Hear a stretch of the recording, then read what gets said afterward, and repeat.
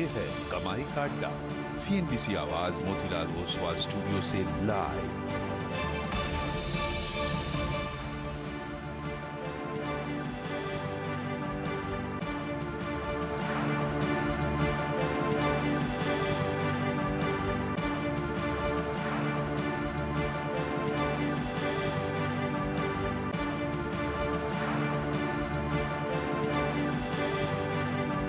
CNBC आवाज Motilal Oswal studios में आप सभी का स्वागत है। मैं हूं हर्षिता सावंत। दिल्ली से मेरा साथ वीरेन देंगे और आखिरी 1.5 घंटे में आज भारतीय बाजार कहां पर जाकर टिकेंगे उसी पर रहेगी नजरें। आप देख रहे हैं कमाई का अड्डा।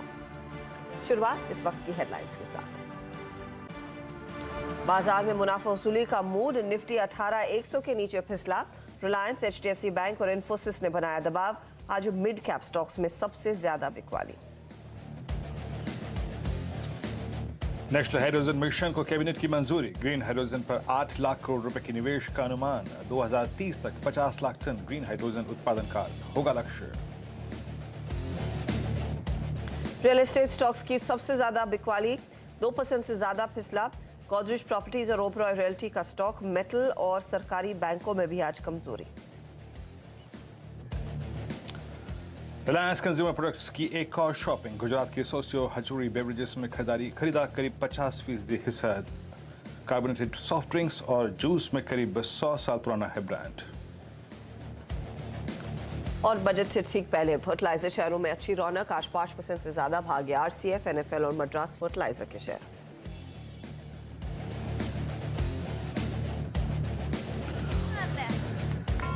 और कैश मैनेजमेंट सर्विसेज देने वाली कंपनी रेडियंट कैश की करीब 10% प्रीमियम पर हुई लिस्टिंग। 94 रुपए इशू प्राइस के मुकाबले NSE पर 103 रुपए पर हुआ लिस्ट। अब 13% की तेजी के साथ कर रहा है कारोबार।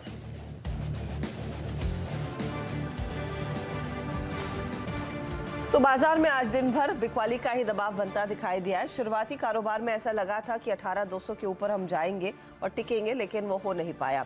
अब आखिरी 1.5 घंटे में समय कैसा बन रहा है वो आपकी स्क्रीन पर रहेगा।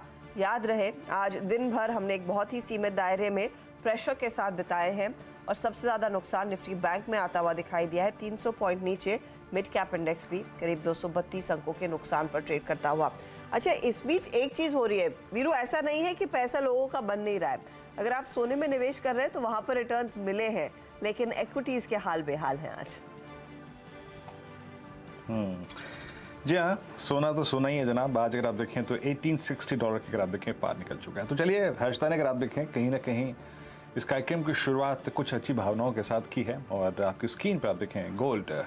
आई थिंक मैं इस कार्यक्रम में लगभग आधे घंटे हर्षता पहले आके बैठ जाता हूँ, तो मुझे गोल्ड को लेकर और 12 बजे भी जब कमोडिटी का चल रहा होता है कार्यक्रम हमारा, गोल्ड को लेकर बहुत सारी कमेंट्रीज सुनने को मिलती हैं। Let's see gold, I mean 55,954 shining. लेकिन थोड़ा अगर आप देखें तो यहाँ पे आज जैसे कहते हैं ना, मैं क्लासिकल 20-डे एक्सपोनेंशियल मूविंग एवरेज हर्षता निफ्टी में देखने को मिला। और एक्जैक्टली जरा डायरेक्टर साहब आज सुबह की अप्रोच लेके आइए और निफ्टी पे हर्षता मेरे पहले बात कर लेते हैं। आज सुबह का देखिए क्लियर कमेंट्री थी। FI सेल मोड में है, उनके डेटा में कोई अगर आप देखें इस वक्त शार्पनेस नहीं है। DIS बाय मोड में है और मेरे ख्याल से पिछले अगर आप देखें तो आधे घंटे में 1 घंटे में जो एक पुल बैक आया, it's all sponsored by DIS। Please आज की रेजिस्टेंस पेट लेके आइएगा एक बार। और लेवल था 18,245, 18,243 कल का अगर आप देखें वही 20 डे में। ये क्लासिकल 20-डे एक्सपोनेंशियल मूविंग एवरेज से रिवर्स हुआ। ओपनिंग हुई, उसको जैसे हमने छुआ नीचे कोलैप्स हुए। लेकिन याद रखिएगा, शॉर्टिंग का मेरा अभी भी कोई तर्क नहीं है। मैंने सुबह क्लियर भी कहा था, मैं फर्स्ट बेस तक के और सेकंड बेस तक के एक कंट्रोल्ड फॉल को हर्षता खरीदूंगा।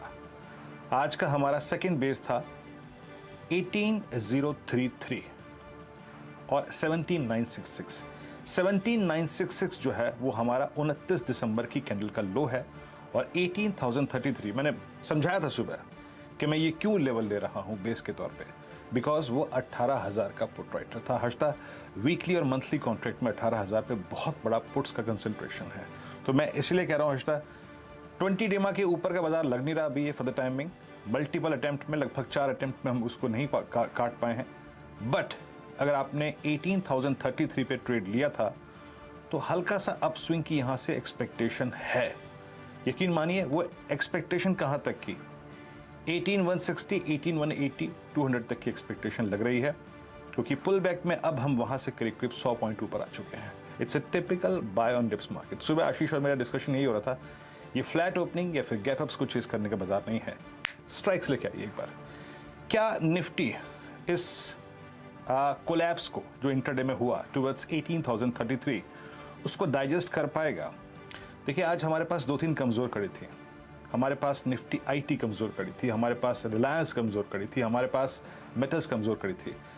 लेकिन एक चीज़ आपको जिसको शायद रिस्पेक्ट देनी पड़ेगी, दैट्स 18,100 पुट राइटर और 18,000 का पुट राइटर।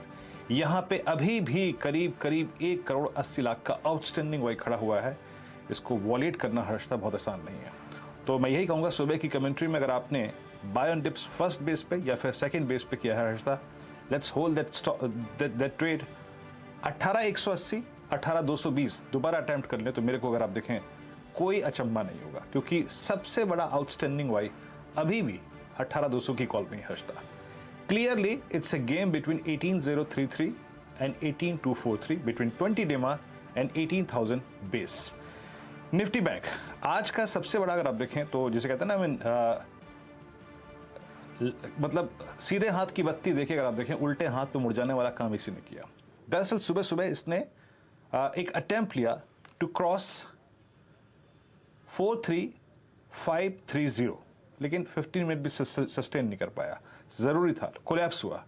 लेकिन याद रखिएगा ये कोलैप्स कहाँ तक आया, 42,930 तक। हमारा बेस 1 और बेस 2 क्लियरली यहीं तक डिफाइंड था। मेरी क्लियर कट अप्रोच थी। मैं अभी भी कह रहा हूँ, मैं शॉर्ट नहीं हूँ, मैं डिप्स को बाय करने में इंटरेस्टेड हूँ। अगर आपने बेस की तरफ उस डिप को बाय किया है तो प्लीज़ उस डिप को होल्ड करके रखिए, उस बाय ट्रेड को होल्ड करके रखिए। हर्षता एक बार की जरा इसके ऑप्शंस के स्टैट्स देखते हैं। आपकी स्क्रीन पे 6 स्ट्राइक्स आएंगी और यकीन मानिए कल क्लोजिंग बेसिस पे भी निफ्टी की बैंक की इस स्ट्राइक पे 43,000 के पुट पे जो आउटस्टैंडिंग वाई था वो था करीब 33,28,000 का। और अगर आप इस वक्त देखें तो 43,000 के पुट का आउटस्टैंडिंग वाई है 52 लाख का। तो मैं अपने उस व्यू पे अभी भी कायम हूं। No short till we violate base on both industries. Dips अगर आप एग्रेसिव लिया है आपने इन दोनों ही इंडस्ट्रीज पे तो होल्ड करिए, क्योंकि डाउ फ्यूचर्स अब 77 पॉइंट ऊपर हैं। अब पुल बैक टुवर्ड्स 18,180, 18,200 और Nifty pull back towards 43,350, 400 looks possible with these dates. Harshita, over to you. पर जाकर थमता है बाजार। फिलहाल तो आज भार देखने को मिला और अक्रॉस द बोर्ड आप देखिएगा कुछ ऐसे सेक्टर्स हैं जिन्होंने प्रेशर डाला है, खासतौर से metals, global market facing stocks में दबाव देखने को मिला है। अब देखिए वो काउंटर्स जहां पर प्रेशर है और कुछ काउंटर्स जहां पर तेजी आती हुई दिखाई दी है, वो ट्रेंडिंग स्टॉक्स आपकी स्क्रीन पर अब आ जाएंगे। और हिंडाल्को 2.5% नीचे, तो ओएनजीसी में 2.25% का नुकसान, कोल इंडिया, जेएसडब्ल्यू स्टील, तो ये कमोडिटीज का ट्रेड है जो आज भारी पड़ता हुआ दिखाई दे रहा है। ओएनजीसी करेक्ट हो रहा है क्योंकि कच्चे तेल में हमने देखा है अच्छी खासी गिरावट, 81 के आसपास ट्रेड।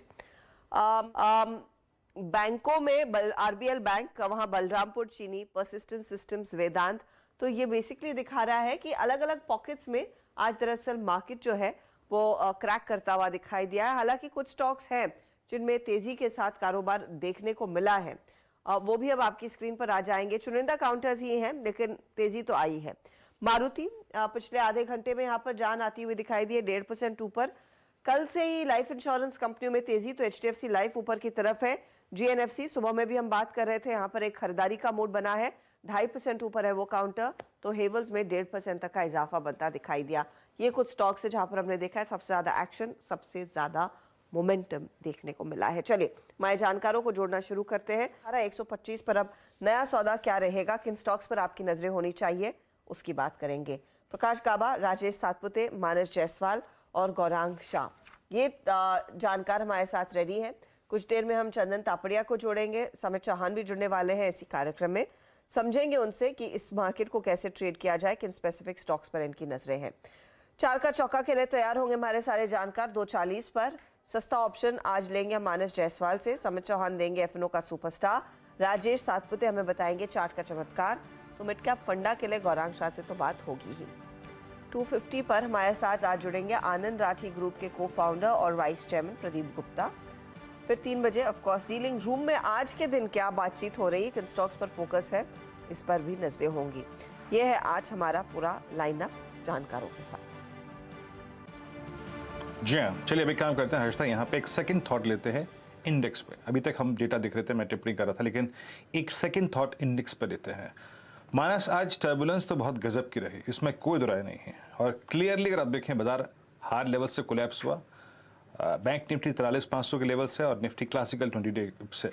आपका व्यू क्या है? क्या आपने ड्यूरिंग द डे कोई शॉर्ट की अप्रोच रखी इंडेक्स पे, या फिर आपने डिप्स को बाय किया? क्लाइंट्स को क्या एडवाइस किया था उस डिप पे? देखिए, सबसे इम्पोर्टेंट ये है कि दो चीजें हमें ध्यान रखनी है कि 20 day moving average Nifty break नहीं कर पा रहा है ऊपर की तरफ, तो वो एक नेगेटिव संकेत है, क्योंकि पिछले 4 दिन हो गए 20 डे मूविंग एवरेज को निफ्टी टेस्ट करता है लेकिन उसके ऊपर नहीं निकल पाता, वहां पर प्रॉफिट बुकिंग देखने को मिलती है। लेकिन आज इंटरनेट सेशन में निफ्टी अपने 50 डे मूविंग एवरेज के नीचे फिसला, इसलिए मेरा समझना है कि शायद हमें थोड़ा करेक्शन और देखने को मिलेगा, शायद 17,900 तक के स्तर देखने को मिल सकते हैं। तो बिल्कुल पुट लेने की एडवाइस रहेगी। करंट लेवल्स पे भी आप निफ्टी का 25 जनवरी वाला 18,100 के पुट की मैं बात कर रहा हूँ, वहां पर आप खरीदारी कर सकते हैं। 197 के आसपास का वो पुट ट्रेड कर रहा है। यहाँ पर खरीदारी करने की राय रहेगी। 150 रुपए आपको स्टॉप लॉस रखना है, तो 50 रुपए का रिस्क है। लेकिन अगर यहाँ पर निफ्टी में गिरावट देखने को मिली, 200-250 पॉइंट गिरावट देखने को मिली, तो यहाँ पर आपको कम से कम 300 रुपए तक के भाव देखने को मिल सकते हैं। इसलिए निफ्टी का 25 जनवरी वाला 18,100 का पुट खरीदिए, 150 रुपए का स्टॉप लॉस लगाइए और 300 रुपए के टारगेट सेट करिए। तो ये फिलहाल 18,100 का पुट लेने की सलाह यहाँ पर मानस की तरफ से आ रही है। आप कह रहे हैं ये फिलहाल आपको ज़्यादा रिटर्न्स बनाकर देगा, शॉर्ट साइड का ही ट्रेड इस समय बन रहा है, लेकिन इंडेक्स लो से एक अच्छी खासी रिकवरी भी दिखा रहा है।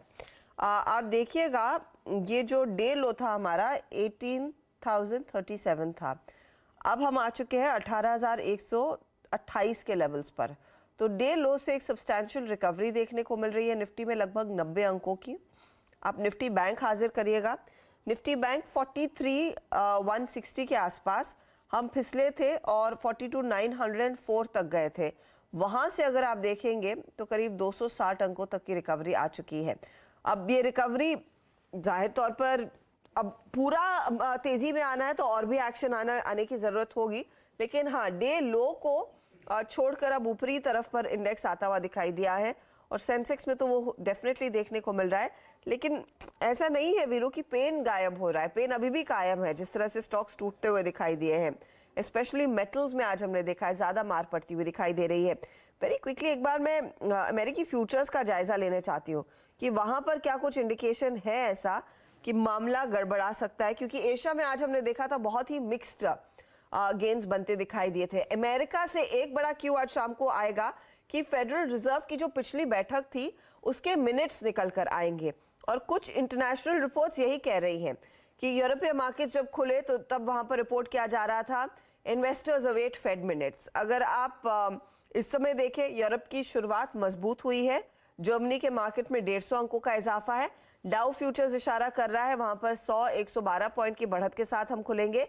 नैस्डैक फ्यूचर्स में तो और भी जान है, 101 अंकों की बढ़त देखने को मिल रही है। तो ऐसा अगर किसी को डर सुबह में लग रहा था कि शायद फेड मिनट्स में कुछ निकल कर आएगा और उसको लेकर मार्केट नर्वस है, डाउ फ्यूचर्स तो वो बिल्कुल इंडिकेट नहीं कर रहे हैं, और ना ही बाकी विदेशी बाजार। हम ही अकेले हैं जहां पर इतना ज्यादा प्रेशर बनता दिखाई दिया है। गावा साहब, आपकी अप्रोच क्या रहेगी? तेजी के सौदे आइडेंटिफाई कर रहे हैं या फिर मंदी के साथ बैठ रहे हैं इस समय? तेजी के, बिल्कुल। और स्टॉक मैंने चुना है वही स्टॉक जो सुबह दिया था मैंने, टेक महिंद्रा। सुबह नहीं चला, साइडवेज मिला मार्केट गिरने के बाद भी, लेकिन अब भी ऊपर है। अब लगता है इसमें जो हमारा ओरिजिनल टारगेट था वो भी पार कर लेगा।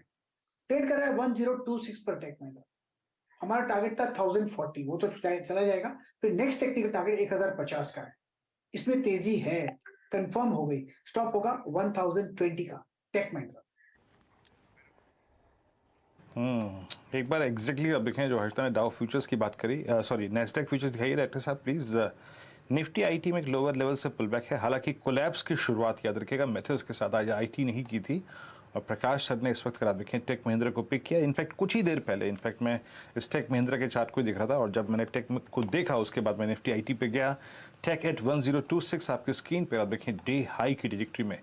इवन इसकी तेज़ी अगर आप देखें इस प्रकार की है कि इसने अपने कल के इवन अगर आप देखें कल के क्लोज को भी बाइसेक्ट कर दिया। कल भी ये हाई पे क्लोज हुआ था और उसको भी इस वक्त लगभग 6 रुपए के फ्रैक्शन से वॉलिड कर दिया है टेक महिंद्रा। राजेश सतपुते जी, आपका कॉल क्या रहेगा इस वक्त का? Good afternoon, good afternoon everyone. Viren ji, देखिए नजर तो फ्रैंकली स्पीकिंग कुछ नया नहीं मिल रहा है। जैसे कि हमारी बात हुई थी कि एक लाइफ इंश्योरेंस में आईसीआईसीआई प्रू की बात हुई थी, सुबह में डीबीज लैब की बात हुई थी, आईसीआईसीआई बैंक की बात हुई थी। मुझे लगता है कि मार्केट में वोलेटिलिटी हुई, लेकिन ये सब अपने लेवल्स को रिस्पेक्ट करे, लेवल को पकड़ के बैठे हैं।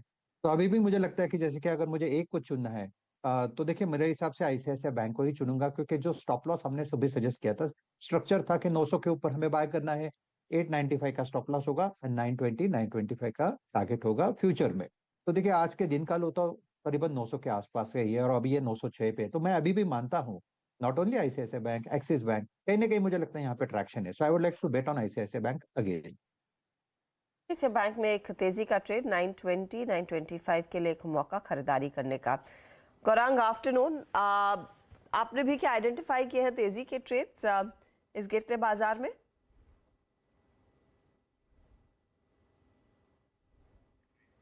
गौरांग नहीं, गौरांग से लगता है संपर्क नहीं हो पा रहा है।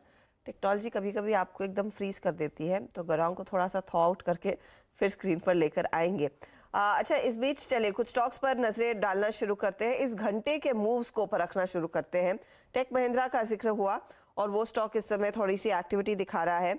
आपका एचडीएफसी लाइफ सुबह से ही उसी दायरे में ट्रेड करता हुआ दिखाई दिया है। एक बार मारुति का चार्ट देखिएगा। मारुति में हमने देखा करीब 1.5% तक का इजाफा, 8,502, और डे लो से अब तक आप देखेंगे तो बहुत ही बढ़िया मूव मारुति ने दिखाया है। स्क्रीन पर आप कह सकते हैं ये शेयर चला है। अब राजेश सातपुते, 8,500 के लेवल्स आ चुके हैं।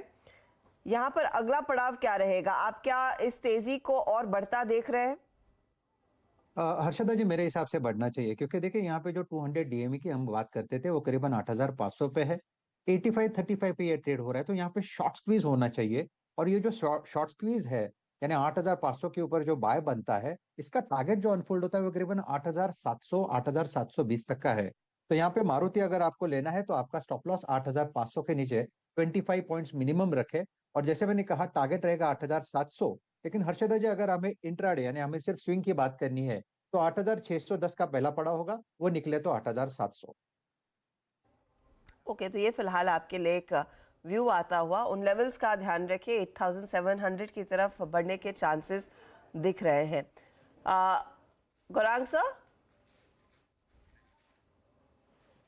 आपको आवाज आ रही है? नहीं, ये तो गौरांग सर फिर से हो गए स्टैचू। कुछ गड़बड़ है। वीरू, आपने खेला है वो बचपन में स्टैचू? ये वही हो रहा है। ये वही हो रहा है इस वक्त। जब स्क्रीन पे ला रहे हैं गौरांग जी को, अगर आप देखें गौरांग जी एक स्टैचू की मुद्रा में नजर आ रहे हैं। कोई बात नहीं, कुछ देर में अगर आप देखें अनफ्रीज भी होंगे, बात भी होगी, मुलाकात तो हो चुकी है, बात भी होगी उनसे। लेकिन एक दो स्टॉक्स लेके आइए जो अब बहुत अच्छा कर रहे हैं। और मैं I think Manas, not exactly a day call, और मतलब कोई बीटीएससी ट्रेड नहीं है, बट एक स्टॉक पे जरा मैं फोकस करना चाह रहा था। मैं इसको कल से रीड कर रहा था, याद रखिएगा ये मेरी कोई बाय कॉल नहीं है, ये कोई भी अगर आप देखें पॉजिटिव कमेंट्री नहीं है, बट इसकी प्लेसमेंट देखिएगा। Look at Petronet LNG. Director साहब कैंडलस्टिक चार्ट रखिएगा और एटलीस्ट 1 ईयर का।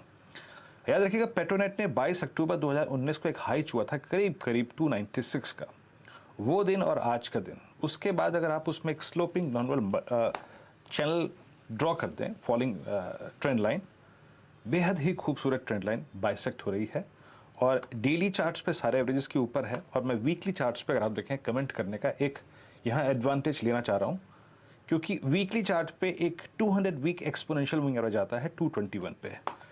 मानस, आपको लगता है कि प्लेसमेंट बहुत स्ट्रांग है, एक फर्स्ट मूवर एडवांटेज के लिए अटेम्प्ट किया जा सकता है लॉन्ग ट्रेड इस पर? बिल्कुल किया जा सकता है। और उसका देखिए रीजन ये है कि करीब 4 दिन पहले स्टॉक ने अपने 200 मूविंग एवरेज को ब्रीच किया था। उसके बाद हमने थोड़ा कंसोलिडेशन देखा 218 और 214 की रेंज में। आज फाइनली 218 का एक बहुत ही अहम रेजिस्टेंस ब्रीच हुआ है, वहां पर वॉल्यूम देखने को मिले, और ये ब्रेकआउट तब आया है जब मार्केट में वीकनेस देखने को मिली है। तो शायद जो जिस तरह का आउट परफॉर्मेंस आज पेट्रोनेट में देखने को मिला, वो आने वाले समय में भी देखने को मिलेगा। इसलिए पेट्रोनेट पे तो अभी भी करंट लेवल्स पे भी खरीदारी करने की राय रहेगी। पोजिशनल बेसिस पे खरीदारी कर रहे हैं तो स्टॉप लॉस आपके 215 के रहेंगे और टारगेट 225 के रहेंगे, और मैं उम्मीद करता हूँ कि 2 से 3 दिनों में शायद आपको 225 के भाव देखने को मिल जाएंगे पेट्रोनेट पे। पेट्रोनेट याद रखिएगा, प्लेसमेंट प्लीज देखिए, it's not a blind call, इसको रीड कीजिएगा। और जिस टाइम फ्रेम की बात कर रहा हूँ मैं, सितंबर 2019, उसको चार्ट्स पे प्लॉट कीजिएगा, उसको रीड कीजिएगा। बहुत एफर्ट दे रहा है ये उस जोन को बाइसेक्ट करने का। मीनवाइल निफ्टी आईटी का पुल बैक थोड़ा सा सीरियस होता हुआ, जैसे कि हम कुछ देर पहले टेक महिंद्रा की प्रकाश सर की कॉल में बात कर रहे थे, जो कि अपने कल के इवन को भी लगभग 6 रुपए के फ्रैक्शन से बाइसेक्ट कर चुका है, ओवरशूट कर चुका है। लुक एट निफ्टी आईटी, आज मॉर्निंग में फर्स्ट पुल बैक अटैम्प्ट जो था लगभग 10:33 पे, निफ्टी आईटी लेकर आइएगा प्लीज, उस लेवल को अब 28,800 को बाइसेक्ट करता हुआ डे हाई की जोन में। लेट्स ब्रिंग एम्फेसिस, राजेश सतपुते जी एम्फेसिस को देखिएगा इस वक्त आपकी स्क्रीन पर, डे हाई की ट्रैजेक्टरी में। यस 2011, अभी अभी ये वाइल्ड स्विंग शुरू हुआ है और बाइसेक्ट कर दिया है अपने 50 एक्सपोनेंशियल मूविंग एवरेज को। आपका राजेश जी इस पर व्यू, जरा एक बार इंटरडे टिक बाय टिक चार्ट देखिए। वीरेन जी, गुड ऑब्जर्वेशन। फ्रैंकली मुझे लगता है कि एम्फोसिस सुबह मेरे बाय लिस्ट में था, लेकिन लगा था एक बार ये डिप जरूर देगा। तो डिप के बाद इसने 50 डे को जो रिगेन किया है, तो मुझे लगता है यहाँ पे स्ट्रेंथ है, बाइंग चल रही है। टारगेट क्या होगा मेरे हिसाब से 2100 का टारगेट होना चाहिए, 2080 से 2100 का, जहाँ पे इसका 100 डीएमआ प्ले है। तो at this level it's a buy. आपको जो स्टॉप लॉस रखना है वो रहेगा 1970 का, 1970 के स्टॉप लॉस के साथ लॉन्ग करेंगे 2000 के ऊपर का बाय। चलिए, एम्फेसिस आपकी स्क्रीन पे डे हाई की ट्रैजेक्टरी में आके ट्रेड करता हुआ। अच्छा गौरांग सर, आप मुझे सुन पा रहे हैं? जी वीरेंद्र जी आपको सुन पा रहे हैं और ये चाहते हैं, ये दूरसंचार में थोड़ी दूरी ज्यादा हो गई थी। ये दिल्ली की बात ही कुछ है जनाब, दिल्ली की बात ही कुछ है। 14 डिग्री टेम्परेचर पे हम यूं ही थोड़ी बैठे हुए हैं, और सुबह 7 डिग्री पे तैयार होके आए थे, यूं ही थोड़ी के आए थे। दिल्ली से तरंगे मिल रही हैं। गौरांग सर नमस्कार, बताइए आज का कन्विक्शन कॉल क्या है, क्या चीज कर रहे हैं आप मार्केट में इस डिप में? बहुत बहुत धन्यवाद वीरेंद्र आपका, और आप सभी को शुभ दिन हमारे तरफ से। तो आज मेरे ख्याल से जो मायूसी थोड़ी बहुत धातु क्षेत्र में दिख रही है, खास करके वो जो दो दिन या एक दिन हमने देखा था चाइना की जो लॉकडाउन की सिचुएशन और अनलॉकिंग की आई, उसके बाद थोड़ी बहुत तेजी धातु क्षेत्र में देखी। वहां पर एक स्टॉक मुझे बहुत ही अच्छा लग रहा है, वो है हिंडाल्को। और मुझे लग रहा है कि ये फेरस नॉन फेरस में विदेशी मांग को छोड़ करके हम स्थानीय मांग में देखते हैं, तो ये जो करेक्शन हम देख रहे हैं, ये ऐसे स्टॉक्स को में निवेश करने का समय है धीरे धीरे करके, जो आपको लंबी अवधि में एक बढ़िया मुनाफा कमा करके दे। तो उसी तरह के आधार पर मुझे धातु क्षेत्र में हिंडाल्को बहुत अच्छा लगता है। तो हिंडाल्को में एक अच्छी खासी अपॉर्चुनिटी। गौरांग सर, ये फर्टिलाइजर कंपनियों पर क्या विचार है? आज ऑफ कोर्स बड़ी डेवलपमेंट्स हुई है कैबिनेट में, वो ग्रीन हाइड्रोजन पॉलिसी को लेकर जो डिटेल सामने निकल कर आए, कैबिनेट ने अप्रूवल दिया है। ये उससे पहले की तेजी है, उसमें तेजी आएगी हम सब जानते हैं, क्योंकि स्पेसिफिक डिटेल्स लक्ष्मण हमें देंगे कुछ ही देर में। लेकिन ये फर्टिलाइजर कंपनियों में जो हरकत हो रही है, इसे आप कैसे पढ़ रहे हैं? अब देखिए जीएनएफसी, आरएफएल, एनएफएल, आरसीएफ सब में खरीदारी देखने को मिल रही है। हर्षदा, आपको याद होगा ये गैस ऑल्टरनेटिव फ्यूल जब आया, उसके पहले ज्यादातर fertilizer company conventional fuel use करती थी, जहां पर खर्च बहुत ज्यादा होता था, outflow in terms of energy expenses बहुत ज्यादा थे। फिर धीरे धीरे करके वो कन्वेंशनल एनर्जी से शिफ्ट हुए गैस बेस्ड एनर्जी के ऊपर। और अब ये जो हाइड्रोजन पॉलिसी सरकार ने नीति निकाली है, मेरी विचारधारा ये कहती है कि सबसे पहला मतलब फर्स्ट मूव बेनिफिशियरी जिसे हम कहते हैं, वो आई थिंक ये फर्टिलाइजर कंपनी होगी, बिकॉज एक ट्रायल बेसिस पे, एक प्रोटोटाइप प्लान के बेसिस के ऊपर फर्टिलाइजर कंपनियों को मेरे ख्याल से बढ़ावा दिया जाएगा ग्रीन हाइड्रोजन या क्लीन हाइड्रोजन का इस्तेमाल करने के लिए। और वहां पर खर्च मेरे ख्याल से जो गैस बेस्ड एक्सपेंसेस होते थे, इससे यहाँ पर कम खर्च होगा। ये फ्यूचरिस्टिक मैं बात कर रहा हूँ, बट और ऑफ कोर्स बजट भी आ रहा है हर्षदा, उसके कारण भी शायद थोड़ी बहुत हरकत हम फर्टिलाइजर स्टॉक में देख रहे हैं। लेकिन अगर मुझे कंपनी यहाँ पर चुननी हो जो निजी क्षेत्र से जुड़ी हुई है, दक्षिण भारत स्थापित, वो है Coromandel international. But yes, I think ये जो नीतियां बनाई जा रही है क्लीन और ग्रीन हाइड्रोजन को लेकर के, अगर ये वास्तविकता में परिवर्तन होता है तो I think it will be a big cost saver for lot of sectors. कई और सेक्टर्स पर इसका इम्पैक्ट आता हुआ दिखाई देगा और इसी बड़ी खबर पर अब लक्ष्मण रॉय हमारी इकोनॉमिक पॉलिसी एडिटर को जोड़ लेते हैं, क्योंकि आज सबसे पहले सीएनबीसी आवाज ने आपको बताया था कि इस पर्टिकुलर पॉलिसी को कैबिनेट की हरी झंडी मिलेगी। अब क्या डिटेल्स है इसके, लक्ष्मण हमारे साथ जुड़ गए। लक्ष्मण बताइए, और ऑफ कोर्स प्रेस कॉन्फ्रेंस कुछ देर में होने वाली है, लेकिन आई एम श्योर आपके पास कुछ और डिटेल्स आ गए हैं। दरअसल जो प्रेस कॉन्फ्रेंस होने वाली है उसमें नेशनल हाइड्रोजन मिशन जिसको कैबिनेट ने मंजूरी दी है उसका औपचारिक ऐलान किया जाएगा और उसमें क्या क्या खास बातें वो बताई जाएंगी। लेकिन प्रेस कॉन्फ्रेंस से पहले जैसा कि सीएनबीसी आवाज़ के दर्शकों को हर बार हम लोग बताते हैं, बता दूं कि जो सूत्रों से मुझे जानकारी मिली है उसके मुताबिक सरकार ने जिस हाइड्रोजन मिशन को मंजूरी दी है इस पर सरकार 19,750 करोड़ रुपये के आसपास खर्च करेगी। जी हाँ, करीब 19,750 करोड़ रुपये खर्च करेगी इस मिशन को मूर्त रूप देने में। और इसमें से 17,500 करोड़ रुपए जो खर्च किए जाएंगे वो किए जाएंगे स्ट्रेटेजिक इंटरवेंशन के लिए, जो ट्रांजिशन प्रोग्राम होंगे ग्रीन हाइड्रोजन मिशन के लिए। तो इस पर सबसे ज़्यादा खर्च होगा आपको स्ट्रेटेजिक इंटरवेंशन के लिए 17,500 करोड़ रुपए, जिसमें वायबिलिटी गैप फंडिंग, दूसरे तरह के वित्तीय मदद देने की बात होगी। पायलट प्रोजेक्ट शुरू किया जाएगा, इस पर 1,470 करोड़ रुपए खर्च किए जाएंगे। जो रिसर्च एंड डेवलपमेंट है वो काफ़ी अहम है, क्योंकि ये एक नई तकनीक है, नया सेक्टर है, तो इस पर सरकार 400 करोड़ रुपए के करीब खर्च करने वाली है।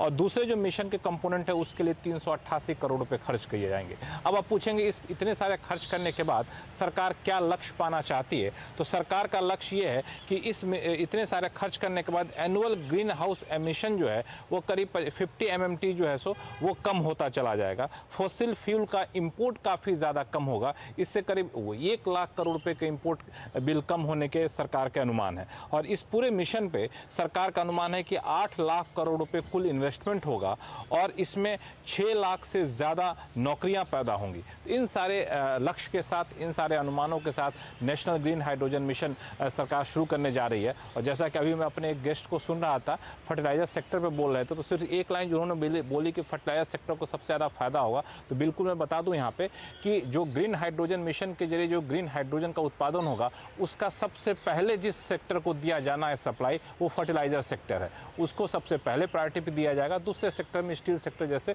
सेक्टर को शामिल किया जाएगा।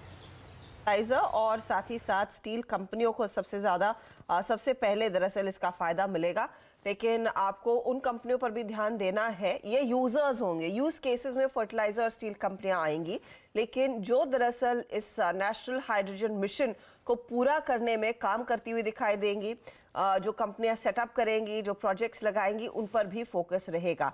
अब हम सब जानते हैं यहाँ पर 4-5 कंपनियों के नाम पहले आ चुके थे। इसमें NTPC था, आपका IOC था, और निजी कंपनियों में रिलायंस और अदानी के नाम सामने निकल कर आए थे। हमारे साथ प्रकाश दीवान भी जुड़ गए हैं। प्रकाश, इस ग्रीन हाइड्रोजन पर हम पहले भी चर्चा कर चुके हैं कि एक बड़ी अपॉर्चुनिटी है। मुझे याद है जब रिलायंस इंडस्ट्रीज ने स्पेसिफिकली कहा था कि 4 गीगा फैक्ट्रीज लगाने वाले हैं इसी मिशन को पूरा करने के लिए। आप इस जब पॉलिसी के बारे में सुनते या पढ़ते हैं, क्या वो यूज केस पे ज्यादा पहले बेनिफिट आता हुआ दिखाई देगा, क्योंकि इवेंचुअली एक लॉन्ग टर्म प्लान है, तो इस समय अगर किसी को अपनी इन्वेस्टमेंट स्ट्रैटेजी प्लान करनी है, अप्रोच क्या रखें? चलो देखिए, ये जो पॉलिसी है ये थोड़ी सी ब्रॉड बेस्ड मैक्रो लेवल पे मदरहुड पॉलिसी है कि मतलब ये किस दिशा में सरकार करेगी, कौन से एलिमेंट्स पे सपोर्ट आएगा। जैसे लक्ष्मण ने समझाया कि जो प्लान सेट करना है या वायबिलिटी गैप फंडिंग है उसका फोकस करना है। तो इससे होगा क्या कि अब हमारे सारे इकोसिस्टम में हाइड्रोजन बनना मुमकिन जो होना है उसका पहला कदम लिया जाएगा। अब ये पॉलिसी आने के बाद कोई भी इन्वेस्टर है या इंडस्ट्रियलिस्ट है उसके लिए ये आसान हो जाएगा कि कहाँ पे लागत लगाई जाए और किस पहलू पे फोकस किया जाए। पहले आप जानते ही हैं कि यूजर से पहले तो कंस्ट्रक्शन या जो इरेक्शन या जो इंजीनियरिंग साइड में है उनको फायदा होगा। तो उस लिहाज से अगर आप देखें तो आपने जो नाम लिए उसमें एक तो नाम और उनका समावेश करना चाहूंगा। ग्रीन हाइड्रोजन की प्रोडक्शन में जो वैल्यू चेन में लोग सक्षम हो सकते हैं उसमें से पायलटिंग जो कर रहे हैं, काफी समय से R&D कर रहे हैं, उसमें L&T का नाम है। वो ये जो प्लांट शुरू होगा तो प्लांट का जो बनाना, प्लांट में जो जो सिविक इंफ्रास्ट्रक्चर बनाना, वो सब चीजें जो है उसमें एल&टी शामिल हो सकता है, सीमेंस हो सकता है, एबीबी हो सकता है। सो इस तरह की कंपनीज को भी आपको देखना पड़ेगा, क्योंकि पहले चरण में तो यही लोग आएंगे और छोटी छोटी कंपनीज भी इसमें आएंगी जो मल्टीनेशनल की सब्सिडरीज हैं, जिनके पास इस टाइप की क्षमता है, जो प्रोवन एक्सपर्टीज है, चाहे वो फ्रांस की या इटली की कंपनीज हैं जो ग्लोबल लेवल पे काम करती हैं। उनकी एक दो कंपनीज हैं जो यहाँ पे सब्सिडरीज एसोसिएट कंपनीज हैं लिस्टेड, इसमें भी एक दो है। तो मेरा कहना है कि ये सारी वैल्यू चेन अब शुरू होगी। इस प्रेस कॉन्फ्रेंस के बाद आपको खुलासा हो जाएगा कि कौन सी चीज पहले, कौन सी बाद में, और उसके बाद किस चरण में ये प्रोग्रेस होगी, प्रगति के पद पे आएगा। तो थोड़ी सी वेट और करनी है, बट हाँ, the initial step is going to be the most promising, which is जो कंपनी को इरेक्शन, जो सिविल इंफ्रास्ट्रक्चर देंगी, जो इंजीनियरिंग साइड पे रहेंगी, उसमें इंजीनियर्स इंडिया है, एल&टी है, सीमेंस है, इस टाइप की कंपनीज पे आपको थोड़ा सा ज्यादा इसमें इंटरेस्ट दिख सकता है। इनफैक्ट आप कई कंपनियों के नाम ले रहे हैं, engineers India, L&T, ABB, siemens, जो कोर इस तरह के बिजनेस में दरअसल एप्लीकेशन के लिहाज से इस्तेमाल होती हुई दिखाई देंगी। On the specific to fertilizer and steel को जो फर्स्ट प्रेफरेंस दिया जाएगा, आप इसे कैसे पढ़ेंगे? क्योंकि मैं कहीं पर पढ़ रही थी कि अमोनिया बड़े पैमाने पर ये फर्टिलाइजर कंपनियां इंपोर्ट करती हैं और शायद ये अमोनिया अब इस हाइड्रोजन से ही, ग्रीन हाइड्रोजन से ही सोर्स किया जाएगा। उसमें कितना पोटेंशियल है या फिर कितना काम करने की जरूरत होगी? अच्छा, अमोनिया की शॉर्टेज जो है वो इतनी ज्यादा है कि हिंदुस्तान में तो अमोनिया, जो जिन लोगों के पास अमोनिया बनाने के प्लांट है वो गिनी चुनी कंपनीज है। एक FSCG है, एक चंबल फर्टिलाइजर प्राइवेट सेक्टर में है। और अमोनिया की जो सबसे बड़ी जो इंपोर्ट करने की जो हम लोग की जो मुहिम शुरू हुई थी या जो प्लान्स किए थे, उसमें एक दिक्कत जो आ रही है जो स्टोरेज की है, अमोनिया को स्टोर करना, उसको ट्रांसपोर्ट करना, ये सब चीजें काफी कॉम्प्लेक्स रहती है। तो जो अडानी ग्रुप ने एक पहल की है अपने पोर्ट्स पे, हर जगह पे स्टोरेज फैसिलिटी कर रहे हैं। छोटी कंपनीज हैं जो बाकी लिक्विड और केमिकल स्टोरेज के स्पेशलिस्ट हैं, वो लोग कर रहे हैं। तो ये सब चीजों को समय जरूर लग सकता है, लेकिन फर्टिलाइजर्स को प्रायोरिटी देने का कारण यही है कि अगर हम अमोनिया का उत्पादन डोमेस्टिकली सेल्फ रिलायंट, आत्मनिर्भर होकर नहीं कर पाते, तो आपकी जो ओवरऑल कॉस्ट है, जो किसान को लागत लगती है, वो इतनी बढ़ जाएगी। चाहे आप अमोनिया इंपोर्ट करें या आप फर्टिलाइजर रेडी बना हुआ करें, तो वो नेचुरली उसकी इन्फ्लेशनरी इम्पैक्ट आपको आएगी कि अगर किसान की लागत बढ़ गई तो जो खाद्य पदार्थ है उसकी लागत बढ़ जाएगी और उसके हिसाब से आपकी इन्फ्लेशन पे भी मार पड़ेगी। तो ये सारी वैल्यू चेन को अगर सुलझाना है तो नेचुरली ये पहले कदम पे ही इसमें राहत दी जाएगी। और वो उस लिहाज से फर्टिलाइजर की प्रायोरिटी जो है ये काफी सराहनीय है और मुझे लगता है कि उसका इम्पैक्ट आपको करीब एक साल, सवा साल बाद दिखेगा। तो इमीडिएटली तो कुछ नहीं दिखेगा, लेकिन हाँ, सवा साल में ये वैल्यू चेन एस्टैब्लिश होने हुए काफी इंप्रूवमेंट आपको दिखा सकेंगे। इस बीच याद रखिएगा, निफ्टी फिर एक स्विंग लेके करीब 18,080 पे, फिर निफ्टी बैंक एक डाउन स्विंग लेके 43,020 पे ट्रेड करता हुआ फिर एक डाउन स्विंग आया है। और इस बार अगर आप इस वक्त रिलायंस को देखें तो एक बार जरा प्लीज़ रिलायंस लेके आइएगा। और आपकी स्क्रीन पे 2523 पे सुबह में बातचीत हो रही थी, हमारी डिस्कशन हो रहा था, रिलायंस इस वक्त एक 200 day exponential moving average 25 exactly इसका 200 डे एक्सपोनेंशियल मूविंग एवरेज जहां पर रिलायंस इस पर ट्रेड कर रहा है। मुझे याद आ रहा है एग्जैक्टली 23 दिसंबर की वो कैंडल जब निफ्टी ने एक दिन एक ख़राब क्लोज दिया था एग्जैक्टली 100 डेमा पे। उस दिन भी रिलायंस जाके अगर आप देखें तो 200 डेमा छू के आया था। क्रिटिकल अगर आप देखें, यानी मेटल्स, IT और उसके बाद रिलायंस, ये 3 प्रेशर पॉइंट्स थे। मिड कैप तो थे ही आज। प्रकाश सर, मेरी तरफ से आपको नववर्ष की शुभकामनाएं। मेरा पहला आपसे अगर आप देखें आज बातचीत हो रही है पहली बार। ये आज तो हालांकि फेड के मिनट्स का पूरे ग्लोबल मार्केट्स इंतज़ार कर रहे हैं, सब पूरे मार्केट्स में अगर आप देखें, स्पेशली हम हैं जो थोड़े बहुत नर्वस हैं। लेकिन ये 2023 की प्लेसमेंट में शुरुआत में ही FIs काफ़ी शॉर्ट जा रहे हैं। नवंबर दिसंबर में काफ़ी अच्छे खासे लॉन्ग्स थे उनके, लेकिन सडनली उन्होंने शॉर्ट जाना शुरू कर दिया। अभी इनफैक्ट परसों अनुज और मेरा एक गौतम शाह से बड़ा इंटरेस्टिंग डिस्कशन हो रहा था। उस वक्त वो कह रहे थे कि चार्ट्स ओवरबॉट हैं, एक स्लिप की एक्सपेक्टेशन है। और एक और चीज़ उन्होंने एक बात बड़ी कही थी कि वर्सेस ग्लोबल मार्केट्स और वर्सेस इमर्जिंग मार्केट्स हम ऑलरेडी बहुत बड़ी ओवरबॉट ट्रेजेक्टरी में हैं। क्या ये इंडियन मार्केट्स के लिए अपने आप में रिस्क है क्या? नववर्ष की आपको भी बहुत शुभकामनाएं। Yes, I do agree. जो टर्निंग पॉइंट पे हम लोग हैं वहाँ पे यूएस के रिसेशन को लेके जो चिंता है वो थोड़ी और गहरी अगर हुई तो एफआई फ्लोज पे इम्पैक्ट डेफिनेटली पड़ेगा। और जो यहाँ पे एक आप इम्पोर्टेंट चीज याद रखिए कि हमारा रिजल्ट सीजन शुरुआत होती है आईटी कंपनीज की, और आईटी कंपनीज का आउटलुक थोड़ा सा दिसंबर में जो था उससे काफी नेगेटिव हो चुका है। तो कहीं ना कहीं लॉन्ग टर्म कॉन्ट्रैक्ट रिन्यूअल पे थोड़ा सा संदेह हुआ है, मार्जिन को लेके चिंता आ रही है। तो ये जो छोटी मोटी कंपनी, बड़ी वाली कंपनी है, इनका इम्पैक्ट बहुत ज्यादा आ सकती है। तो आईटी कंपनीज के पी मल्टीपल्स भी प्री कोविड लेवल से अगर तुलना करें तो थोड़े अभी भी 25-30% प्रीमियम पे चल रहे हैं। तो अगर किसी का 23 का था प्रीमियम पी मल्टीपल, तो आज वो 27 पे। तो इस टाइप का जो इम्पैक्ट हो सकता है वो आपको सेंसेक्स पे या निफ्टी पे डेफिनेटली दिखेगा। और वहाँ क्या रहा है कि ये जो पिछले महीने एक तो गिरावट आई थी, उसने एक ऐसा डर का एहसास बना दिया कि गिरावट और जल्दी और तीव्र हो सकती है। तो उस लिहाज से कोई भी लॉन्ग पोजीशन बनाने से कतराएगा। तो एक्सेप्ट फॉर इंस्टीट्यूशनल मनी, जो डीआईएस के पास पैसा एसआईपी के जरिए आ रहा है या रेगुलर फ्लोज आ रहे हैं, मुझे नहीं लगता बहुत ज्यादा पार्टिसिपेशन लेवल्स आपको दिखेंगे। हाल ही में हमने एक दो आईपीओ का हाल देखा क्या हुआ।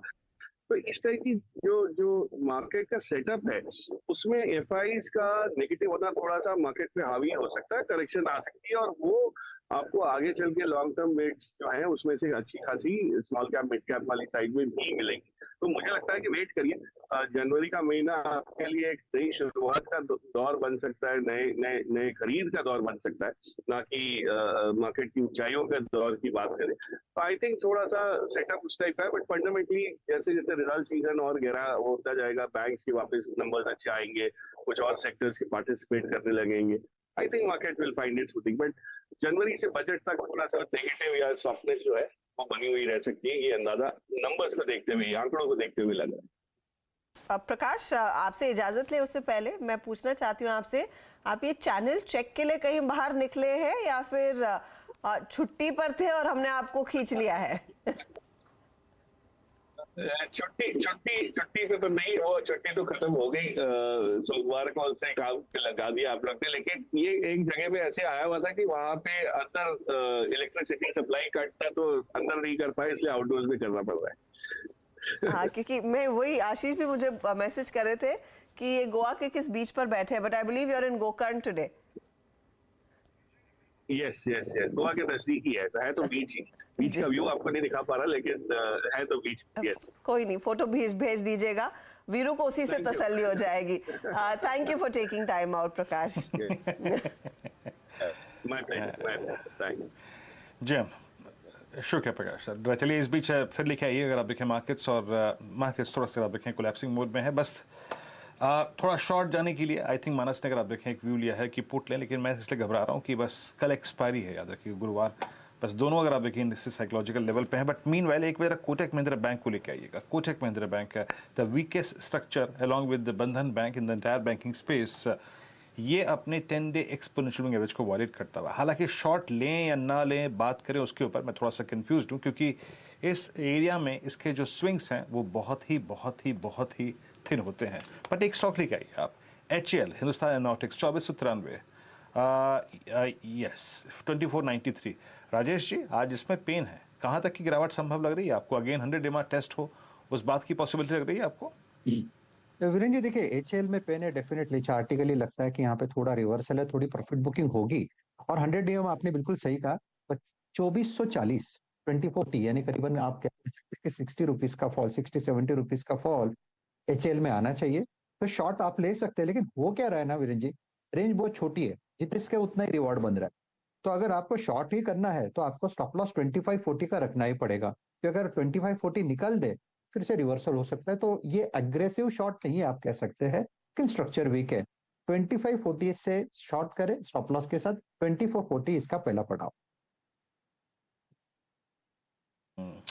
चलिए HAL आपकी स्क्रीन पे 2490 डे पे ट्रेड ट्रीट करता हुआ। इस बीच 4 ट्रेड्स लेंगे, याद रखिएगा कुछ देर में हम एग्जैक्टली आप देखिए आपसे 5 मिनट बाद सस्ता ऑप्शन मानस जी के सौजन्य से आएगा, वो बताएंगे आज का आपका ऑप्शन क्या पिक करना है आपको।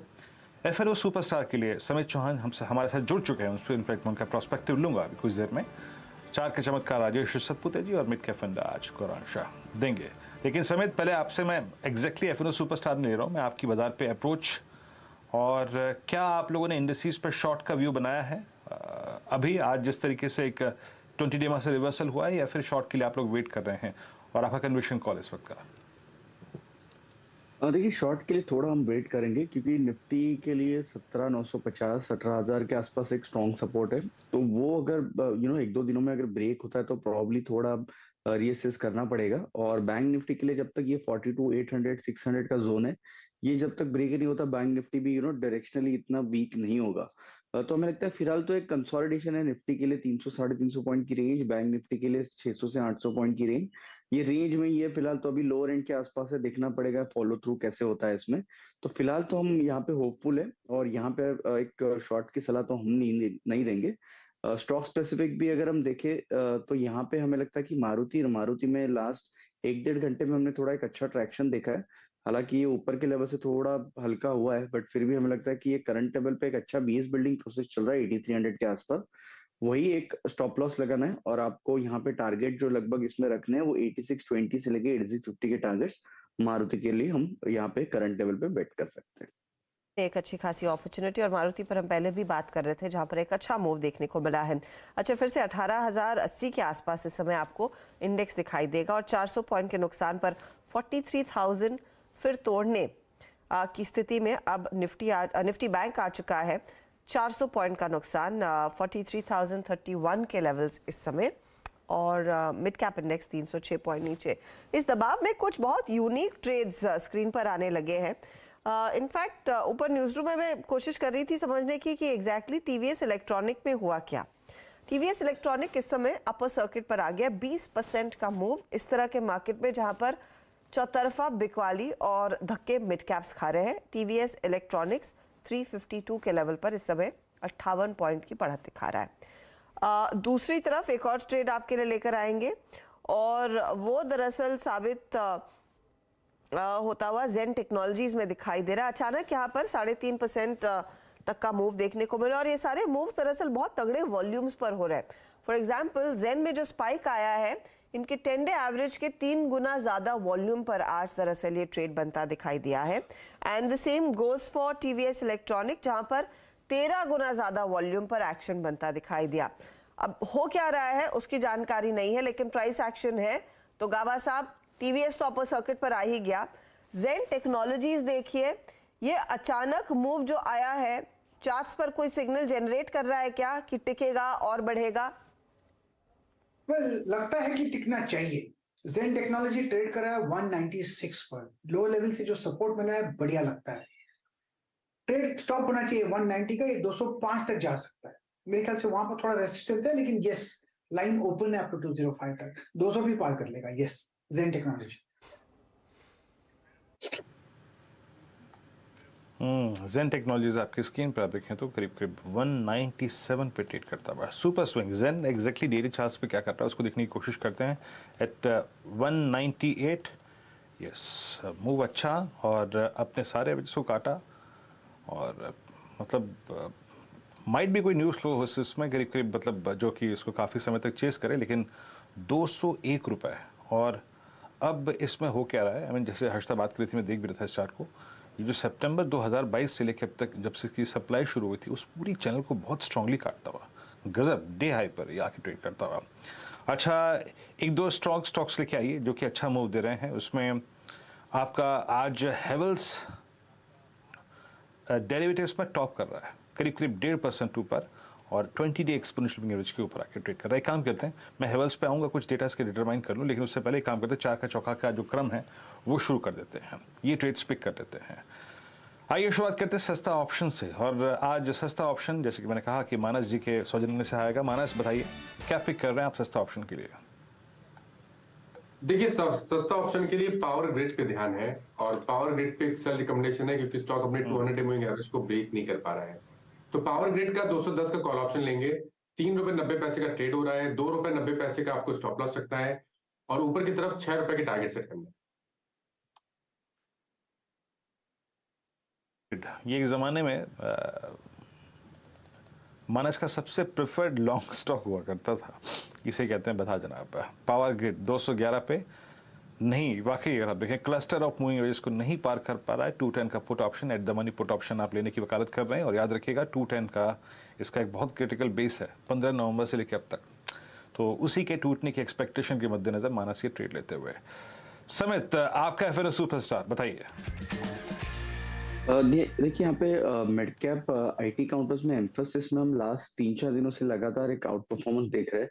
अच्छा खासा 1900 के आसपास ये स्टॉक ने एक बेस बिल्डिंग प्रोसेस रिसेंटली देखा है और कहीं ना कहीं 2-3 दिनों से डिस्पाइट अदर आईटी काउंटर्स यहाँ पे थोड़ा सल्क कर रहे हैं, ये स्टॉक में हम आउट परफॉर्मेंस देख रहे हैं इनफैक्ट। तो हमें लगता है कि एम्फोसिस यहाँ से एक अच्छा बेट हो सकता है। अगर थोड़ा भी विद इन आईटी स्पेस हम एक ट्रैक्शन देखते हैं, रिकवरी देखते हैं, ये स्टॉक हमें लगता है कि पहले ऊपर की तरफ मूव कर सकता है। तो इसलिए एम्फोसिस का फ्यूचर करंट लेवल पे बाय कर सकता है। यहाँ पे 1978 का स्टॉप लॉस होगा और जो टारगेट है वो लगभग 2100 से लेके 2110 के होंगे। ऑप्शन के जरिए भी ये स्टॉक में ट्रेड किया जा सकता है। यहाँ पे जो ऑप्शन का स्ट्राइक है वो 2000 का कॉल ऑप्शन 68 पे ट्रेड हो रहा है, वो बाय किया सकता है। यहाँ पे एक प्रोबेबिलिटी है कि ये जो ऑप्शन प्राइस है 100-105 तक नेक्स्ट 4-5 दिनों में हमें जाते हुए दिख रही है। 2100 तक के लेवल्स भी देखने को मिल सकते हैं। तो ये फिलहाल तेजी का ट्रेड, आप चाहे तो 2000 का कॉल भी लेकर चले, मोमेंटम रहेगा। राजेश सातपुते, बताइए चार्ट का चमत्कार। अर्शद जी, मुझे लगता है चार्ट का चमत्कार में हमें स्ट्रेंथ को प्ले करना है, तो we have to go with TCS. TCS का अगर आप स्ट्रक्चर देखें तो बेहद स्ट्रॉन्ग स्ट्रक्चर है। कल इसमें एक ब्रेकआउट था, आज का वोलेटिलिटी के बावजूद हम कह सकते हैं कि इसने इंपॉर्टेंट लेवल्स को रिस्पेक्ट किया, जो करीबन 3300 के आसपास थी। 3318 3318 पे ये फिलहाल ट्रेड हो रहा है। तो आपको लॉन्ग करना है टीसीएस, स्टॉप लॉस होगा 3290 और इसका जो नेक्स्ट टारगेट होगा, नेक्स्ट पड़ाव होगा ब्रेकआउट के बाद, वो है 3380। तो 3380 के टारगेट के लिए टीसीएस को बाय करें। 3380 के लिए एक मौका टीसीएस में तेजी करने का, और ये काउंटर आपके सामने हल्की बढ़त दिखा रहा है, लेकिन हाँ थोड़ी सी स्ट्रेंथ इसमें बनी हुई है। कोरांग सर, मिड कैप फंडा।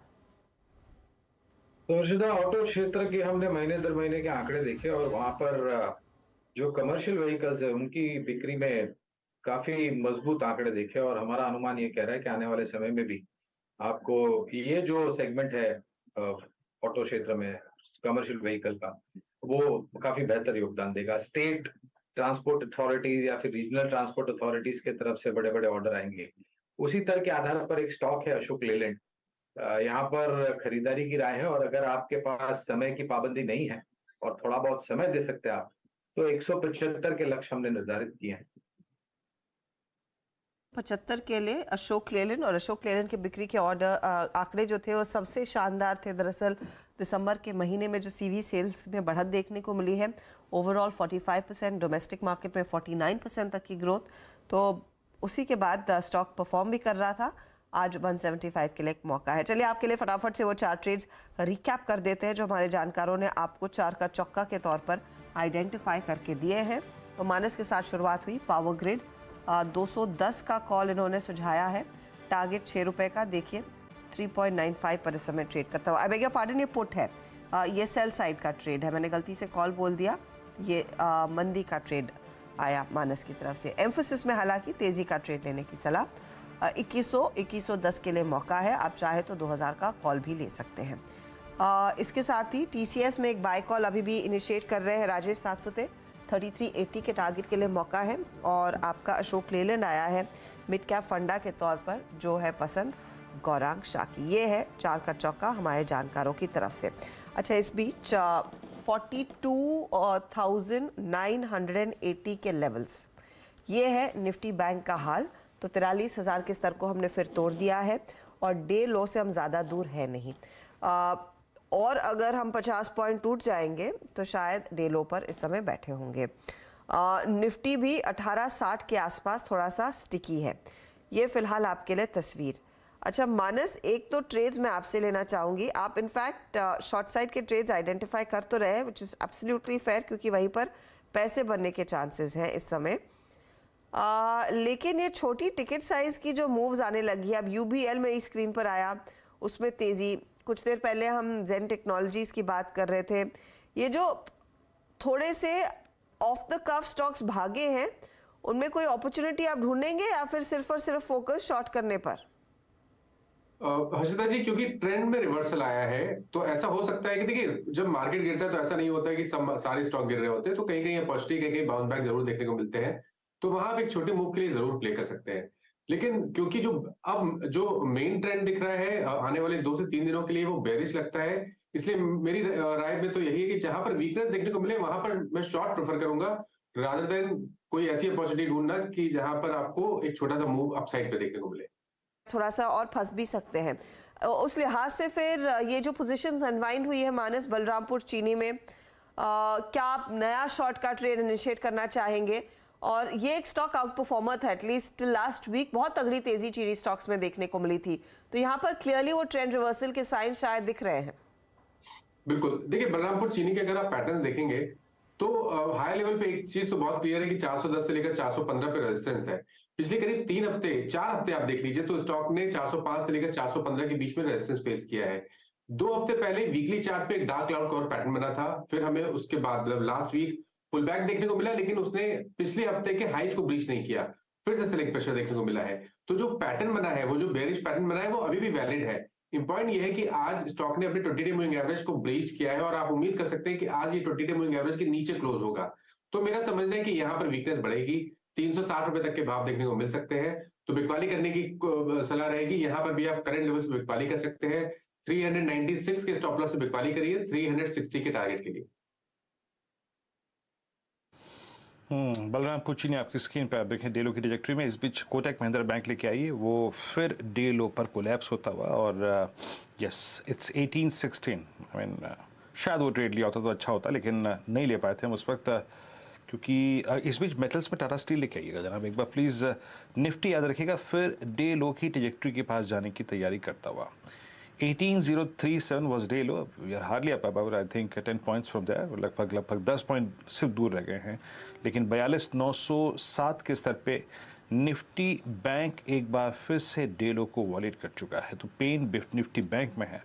आज आपका सबसे स्ट्रॉन्ग इंडेक्स जो है निफ्टी बैंक, अब निफ्टी बैंक एग्जैक्टली मैं बताऊं, यस 42980 अब डिसाइसिवली 20 डे मार्क के नीचे ट्रेड कर रहा है। अब निफ्टी और निफ्टी बैंक दोनों ही 20 डे मार्क के नीचे आ चुके हैं। मानस कोटक पे आपका व्यू? जी, तो देखिए कोटक पे भी व्यू बेरिश है। कोटक के अगर पैटर्न देखेंगे तो यहाँ पर स्टॉक ने एक छोटा सा पुलबैक दिखाया था, लेकिन ये अपने 20 डे मूविंग एवरेज को टेस्ट भी नहीं कर पा रहा है और हायर लेवल पे सेलिंग प्रेशर देखने को मिल रहा है। तो बहुत क्लियरली आपको ट्रेंड वीक दिखेगा, 200 डे मूविंग एवरेज के नीचे ट्रेड कर रहा है। तो मेरा तो समझना है कि अभी भी यहाँ पर बिकवाली करनी है। इस बार तो शायद आपको 1800 के नीचे के लेवल्स देखने को मिलेंगे।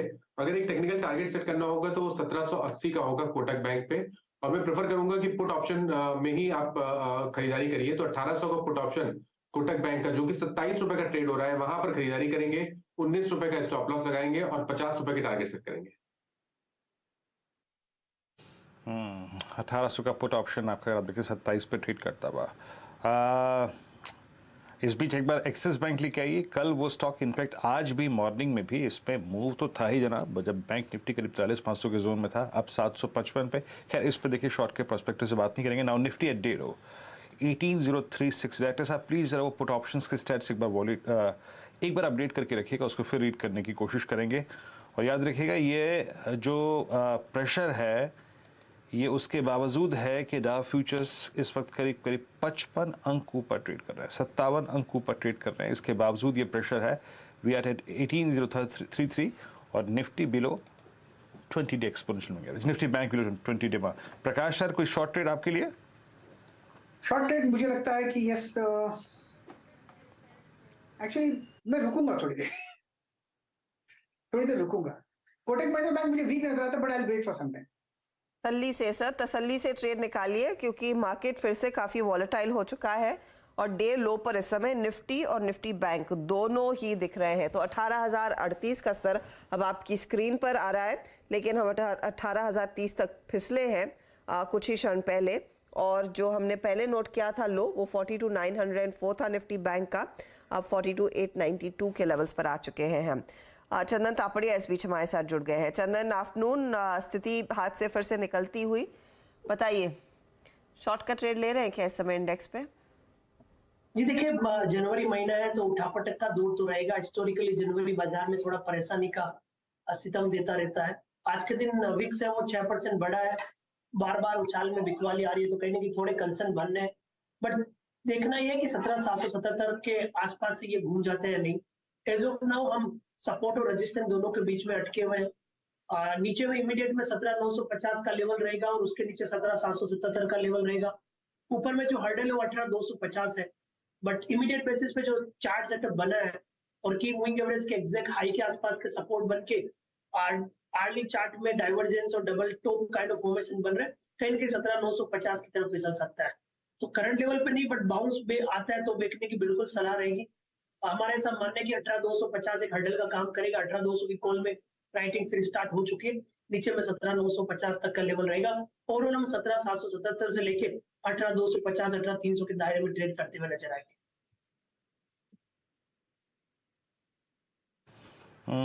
कोई स्टॉक स्पेसिफिक शॉर्ट आपका चंदन या फिर लॉन्ग इन लेवल्स पे? देखिए, मैं एफएनओ के कोई भी काउंटर को फिलहाल लॉन्ग में नहीं जाऊंगा, शॉर्ट्स की तरफ जाऊंगा। लॉन्ग भी करना है तो मेरे को कुछ नॉन एफएनओ काउंटर की तरफ जाऊंगा मैं। तो सबसे पहले मैं ट्रेड सेटअप की यदि आप यहाँ पे बात करूं तो देखिए, मेटल स्टॉक्स काफी अच्छे चल रहे थे, बट वहां पे ब्रेकडाउन देखने को मिला है। और एक वीक काउंटर है यहाँ पे कोल इंडिया, जो पहले से वीक है। जब मेटल माइनिंग चल रहे थे तब भी नहीं चल रहा है, और आज इसने ब्रेकडाउन देखा है। वीकली डेली सारे सेटअप नेगेटिव है। यहाँ पे वीकनेस लग रही है। लगभग 221 के स्टॉप लॉस से आप बेच सकते हो। नीचे में आपको 205 तक के डाउनसाइड के टारगेट बनने चाहिए। तो बिल्कुल कोल इंडिया में बिकवाली की सलाह रहेगी।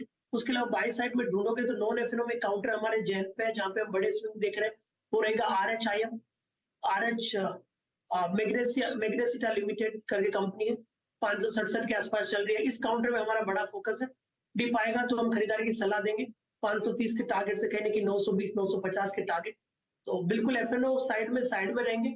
सेलिंग की सलाह रहेगी। मेटल माइनिंग इन सब काउंटर में बिकवाली की सलाह रखेंगे। कुछ non FNO mid cap counter है जहां पे हम अल्फा जनरेट की बातें कर सकते हैं। कैप्स पर आएंगे आगे, लेकिन मेटल्स ही हैं और दिग्गज मेटल्स ही हैं जो इस समय कोलैप्स करते हुए और बिकवाली का दबाव आता हुआ। टाटा स्टील 2.5% नीचे, हिंडाल्को 3.5% के नुकसान पर, JSW स्टील 4% नीचे। सुबह में इन सभी ट्रेड्स पर दरअसल शॉर्ट कॉल्स आए थे, वो टारगेट्स भी अचीव हुए और फ्रेश बिकवाली अब इनिशिएट होती हुई दिखाई दे रही है। समेत इनमें से कोई ट्रेड जो आप इस समय नया मंदी की तरफ बैठाना चाहेंगे मेटल्स में? नहीं, देखिए, यस, आज थोड़ा वीकनेस देखा है, बट वो हम more of a profit booking देख रहे हैं थोड़े लार्जर व्यू से। हिंडाल्को, टाटा स्टील में रिसेंटली हमने अच्छी रैली देखी थी, तो उसका प्रॉफिट बुकिंग आया हुआ है। तो 1-2 दिनों में जो करेक्शन आया वो हमारे ख्याल से अभी यहाँ पे हिंडाल्को की बात करें तो 460-58 के आसपास अच्छा सपोर्ट है। इनफैक्ट यहाँ पे अगर कोई भी बाइंग आती है तो हम यहाँ पे कॉन्ट्रा बायर्स रहेंगे हिंडाल्को में with a directional perspective. Okay, तो एक कॉन्ट्रा कॉल हिंडाल्को में आप लेंगे और गिरावट पर शायद खरीदारी का मौका है, तो यहाँ पर अपॉर्चुनिटीज भी मार्केट दे रहा है। लेकिन इंडेक्स को देखकर थोड़ी सी घबराहट जरूर हो रही है। एडवांस डिक्लाइन रेशियो अभी अगर आप देखेंगे 1:3 है। शुरुआती कारोबार में जब हमने मार्केट खोला था ऐसी स्थिति नहीं थी। अब 1:3, गिरने वाले शेयरों की संख्या ज्यादा है बढ़ने वालों की तुलना में। चलिए, इस बीच इस पिक्चर को कैसे पढ़ा जाए, और 2023 की शुरुआत बहुत ही वॉलेटाइल टर्म्स पर होती हुई दिखाई दे रही है। बाकी साल क्या पेश करेगा? आनंद राठी ग्रुप के को-फाउंडर और वाइस चेयरमैन प्रदीप गुप्ता हमारे साथ है। प्रदीप, आफ्टरनून। एक क्राइसिस ऑफ कॉन्फिडेंस वापस मार्केट में आती हुई दिखाई दे रही है, और इसका कोई खास कारण नहीं समझ में आ रहा है, क्योंकि अगर आप देखें ग्लोबल मार्केट से भी कुछ खास नेगेटिव क्यूज नहीं देखने को मिल रहे हैं। ऑफ कोर्स एक बहुत शॉर्ट टर्म व्यू है आज का, लेकिन हो क्या रहा है? इतनी निराशा, इतना थोड़ा नर्वसनेस क्यों है मार्केट में? नमस्कार हर्षदा एंड CNBC आवाज के सभी दर्शकों को मेरा नमस्कार। हर्षदा, आई थिंक ये मार्केट हमेशा कई तरह के सेंटिमेंट में चलता है। आपने देखा कि पीछे वर्ल्ड ओवर मार्केट्स में थोड़ी घबराहट थी, कमी बेशी थी, बट यहाँ के मार्केट्स में उस तरह की घबराहट नहीं देखने को मिली। तो आई थिंक मेरा ये मानना है कि ये शॉर्ट टर्म में मार्केट सेंटिमेंट्स कई बार इंपैक्ट करते हैं लिक्विडिटी की वजह से, कई बार इंपैक्ट करते हैं कुछ न कुछ न्यूज की वजह से। जैसा आपने बिल्कुल कहा, कोई ऐसा मेजर कारण देखने में नहीं मिल रहा है जिसको कि हमको डिस्काउंट करना चाहिए कि हाँ उसकी वजह से यहाँ पे कुछ इंपैक्ट आ रहा है। तो यहाँ पे आई थिंक थोड़ा घबराने की बजाय देखते हुए, स्थिर रहते हुए इन बाजारों की तरफ आई थिंक ध्यान लगाना चाहिए, क्योंकि हमारा ही मानना है कि मार्केट 3 साल के लिए तो डेफिनेटली एक अच्छे पड़ाव के लिए चलने के लिए तैयार है, और इसमें कुछ एक इंटरमिटेंट रुकावटें या समझ लीजिए करेक्शंस आते रहेंगे, क्योंकि वर्ल्ड इकोनॉमी में या एनी न्यूज के बेस पे रिएक्शंस मार्केट करता हुआ दिखेगा। तो आई थिंक ये एक मिक्स बैग रिएक्शंस हमको जरूर देखने को मिल सकते हैं अप्स एंड डाउन्स के, बट बाय एंड लार्ज मुझे लगता है मार्केट डेफिनेटली एक अच्छा रिटर्न देने की ओर अग्रसर होगा over a period of time. आप कह रहे हैं कि अच्छे रिटर्न्स आपको 3 साल के पर्सपेक्टिव में मिलेंगे, लेकिन प्रदीप, आनंद राठी एक ऐसी एंटिटी है जो बहुत सारे रिटेल क्लाइंट से भी बातचीत करती है। मुझे बताइए, क्या उनमें इस समय ये पेन और ये पेशेंस के साथ बैठने की क्षमता है? क्योंकि पिछले साल ज्यादा कुछ खास रिटर्न्स बने नहीं हैं, और अगर आपको एफडी ही 7-8% तक के रिटर्न दे रहा है, तो इस पेन और हर रोज ऊपर नीचे और हर रोज इतने टेंशन को झेलने की क्या जरूरत? आप जो बोल रहे हैं बिल्कुल सही है, बट हमको एसेट क्लास में रिलेटिव टर्म में रिटर्न और रिस्क को इवेल्युएट करना पड़ेगा। जैसा आपने बिल्कुल कहा कि एफडी अच्छे रिटर्न दे रहा है, बट पोस्ट टैक्स रिटर्न में लोगों के हाथ में क्या आता है कि ये बड़ा मुद्दा जो कि देखने को मिल सकता है और देखना चाहिए। तो ऑब्वियसली जब आप दो एसेट क्लासेस की बात कर रहे हैं तो एक डेट है और एक इक्विटी है। अब डेट में आपके रिटर्न ऑलवेज आप कैप करके रखेंगे, कोई बहुत ज्यादा नहीं दिखेगा, और पोस्ट टैक्स रिटर्न में वो वहां पे कम नजर आएगा। इक्विटी मार्केट ऐसा है, equity as an asset class, जैसा मैंने आपसे बात की और आपने भी बिल्कुल कहा कि 2 से 3 साल के अंदर जो हमेशा इक्विटी ने बेटर रिटर्न दिए हैं। पिछले साल जरूर हमने देखा है कि डेट और इक्विटी के पोर्शन में अगर इक्विटी ने कम रिटर्न दिए हैं या कम रिटर्न दिए, but over a period of time आप अगर देखें 3 साल या 5 साल का पीरियड का ब्लॉक पीरियड देखें तो equity as an asset class ने हमेशा से आउटस्टैंडिंग परफॉर्मेंस दी है ओवर डेट क्लास। एंड उस आउटस्टैंडिंग परफॉर्मेंस में मैं बात कर रहा हूं पोस्ट टैक्स रिटर्न की, तो नेट अगर किसी भी आदमी को एक ब्लॉक पीरियड ऑफ 3 से 5 साल का देखें तो कभी भी नुकसान नहीं हुआ है। और कैपिटल मार्केट में equity as an asset class अगर किसी भी निवेशक को देखना है, चाहे वो रिटेल हो चाहे HNI हो, आई थिंक वो हमेशा लंबे समय का नजरिए से ही देखना पड़ेगा। अब रह गई बात ट्रेडिंग की, कुछ एक लोग ट्रेडिंग की टेंडेंसी के साथ आते हैं और कई बार रिटेल में जैसा आपने कहा बिल्कुल छोटे समय में जब उनको नुकसान होना लगता है तो या तो वो चुप करके बैठ जाएंगे या यहां से हटना शुरू करेंगे और अपना कुछ मनी फिक्स डिपॉजिट या डेट की साइड ले जाएंगे। अब प्रॉब्लम यह है कि ये एक ट्रेंडिंग मेंटेलिटी है जो कि लंबे समय के ऊपर नहीं लगती, बट हाँ शॉर्ट टर्म में आपको कुछ एक तरह के रिटर्न दिखा सकती है। तो वो एक एब्सोल्युटली अलग मुद्दा है और वहां मैं हमेशा से कहता हूं इस प्लेटफॉर्म पे भी और हमारे निवेशक के इन्वेस्टमेंट में जो सेमिनार्स होती है उस प्लेटफॉर्म पे कि ये दोनों मुद्दे अलग हैं। ट्रेडिंग प्लेटफॉर्म, ट्रेडिंग का मुद्दा अलग है और उसको करने की स्थिति और उसको देखने की स्थिति बिल्कुल अलग है। और अगर आप निवेश कर रहे हैं और लॉन्ग टर्म निवेश कर रहे हैं और लंबे समय के लिए निवेश कर रहे हैं तो आपको नजरिया बदलना होगा और उस नजरिए के बदलना, क्योंकि ट्रेडिंग के rules and regulations are absolutely different और ट्रेड करने की स्थितियां बिल्कुल डिफरेंट होती है। तो रियल में रिटेल इन्वेस्टर के लिए हमेशा से हमारी यही सलाह रहेगी, उनको लॉन्ग टर्म ही देखना चाहिए क्योंकि उनका हार्ड एंड मनी सेविंग है जो लॉन्ग टर्म के लिए जाता है, 3 से 5 साल के लिए जाता है और इवन प्रोबेबली लंबे समय के लिए जाता है। और अगर उसको देखना है तो जरूर equity as an asset class देखनी चाहिए और equity as an asset class हमेशा से एनी ब्लॉक पीरियड में बेटर रिटर्न की है, चाहे वो फिक्स डिपॉजिट से लें चाहे बॉन्ड से लें। आज सुबह सुबह हर्षदा नीरज जी ने भी अगर आप देखें एफडी की तरफ अपना झुकाव दिखाया और आप भी दिखा रही हैं एफडी की तरफ झुकाव। रिटेल निवेशक आजकल यही पूछ रहे हैं कि हर रोज आप देखिए, आप कहते हैं ऊपर जाता है फिर नीचे आ जाता है फिर ऊपर जाता है, इतना स्ट्रेस के बजाय वहां पे चुपचाप से पैसा लगा दिया, फिर बाद में देखेंगे 3 महीने का 6 महीने के बाद रिटर्न तो वहां पर स्टेबल होंगे ना। वॉलेटिलिटी का को बेयर करने के लिए भी हिम्मत चाहिए होती है। हाँ, और गोल्ड भी तो एक सुरक्षित विकल्प है। सॉरी मैं इंटरप्ट कर रहा हूं, मुझे लग रहा है कि गोल्ड शायद अब बिल्कुल प्रदीप सर बिल्कुल प्लीज गो अहेड। हाँ, सॉरी इंटरप्ट कर रहा हूँ वीरेंद्र जी और हर्षदा जी आपको। आई थिंक अगेन मैं रिटरेट करूंगा कि जब अपन 3 और 6 महीने का मुद्दा लेते हैं, वॉलेटिलिटी को लेते हैं, volatility in a short term always high रहेगी। रिटेल इन्वेस्टर के लिए, मोर स्पेसिफिकली जो आपने मुद्दा उठाया, रिटेल इन्वेस्टर के लिए ये बिल्कुल ठीक नहीं है। उनको बिल्कुल नहीं देखना चाहिए, उनको निवेशक की तरह करना चाहिए। और अभी आप अगर हर्षदा जी देखें तो वास्तव में रिटेल इन्वेस्टर ने जो SIP के थ्रू हमारा इन्वेस्टमेंट किया है, I think is such a beautiful instrument जिसके थ्रू वो इन्वेस्ट कर रहे हैं। और इतना बड़ा ताकत हमारी बनी है मार्केट की कि जितना भी SIP के थ्रू इन्वेस्टमेंट निवेश आया है म्यूचुअल फंड्स में और वो कंटिन्यू हो रहा है, वो यही दर्शाता है कि लंबे समय में निवेशक पॉजिटिव है और वो देख रहा है कि हाँ हमको रिटर्न अच्छे मिलेंगे। ओके, तो आपने कहा कि मतलब ठीक है, आई मीन ये बात, इसमें कोई राय नहीं कि हर्षदा का तथ्य अपने आप में बिल्कुल सही है कि FDs के रेट्स काफ़ी स्ट्रांग है। और अभी तो ये रेट रिवर्सल शुरू हुआ है, याद रखिएगा। अभी भी आपको शायद इस CY23 के शुरुआती, अगर आप देखें 2 पॉलिसीज़ में 25-20 बेसिस पॉइंट का हाइक मिली जाए तो उसमें अगर आप देखें आपको शायद और अच्छी रिटर्न्स मिले। लेकिन प्रदीप जी का मानना है एक निवेशक के अगर आप देखें तौर पर अगर आपको रिएक्ट करना है, स्टिल इक्विटीज बेस्ट। लेकिन जब प्रदीप जी कहते हैं, आई मीन ठीक है, मैं रिटेल की बात करता हूँ जो कि अब इक्विटी में आना चाहता है, वो म्यूचुअल फंड्स के जरिए डायरेक्ट एक्सपोजर लेना चाहता है इक्विटी में।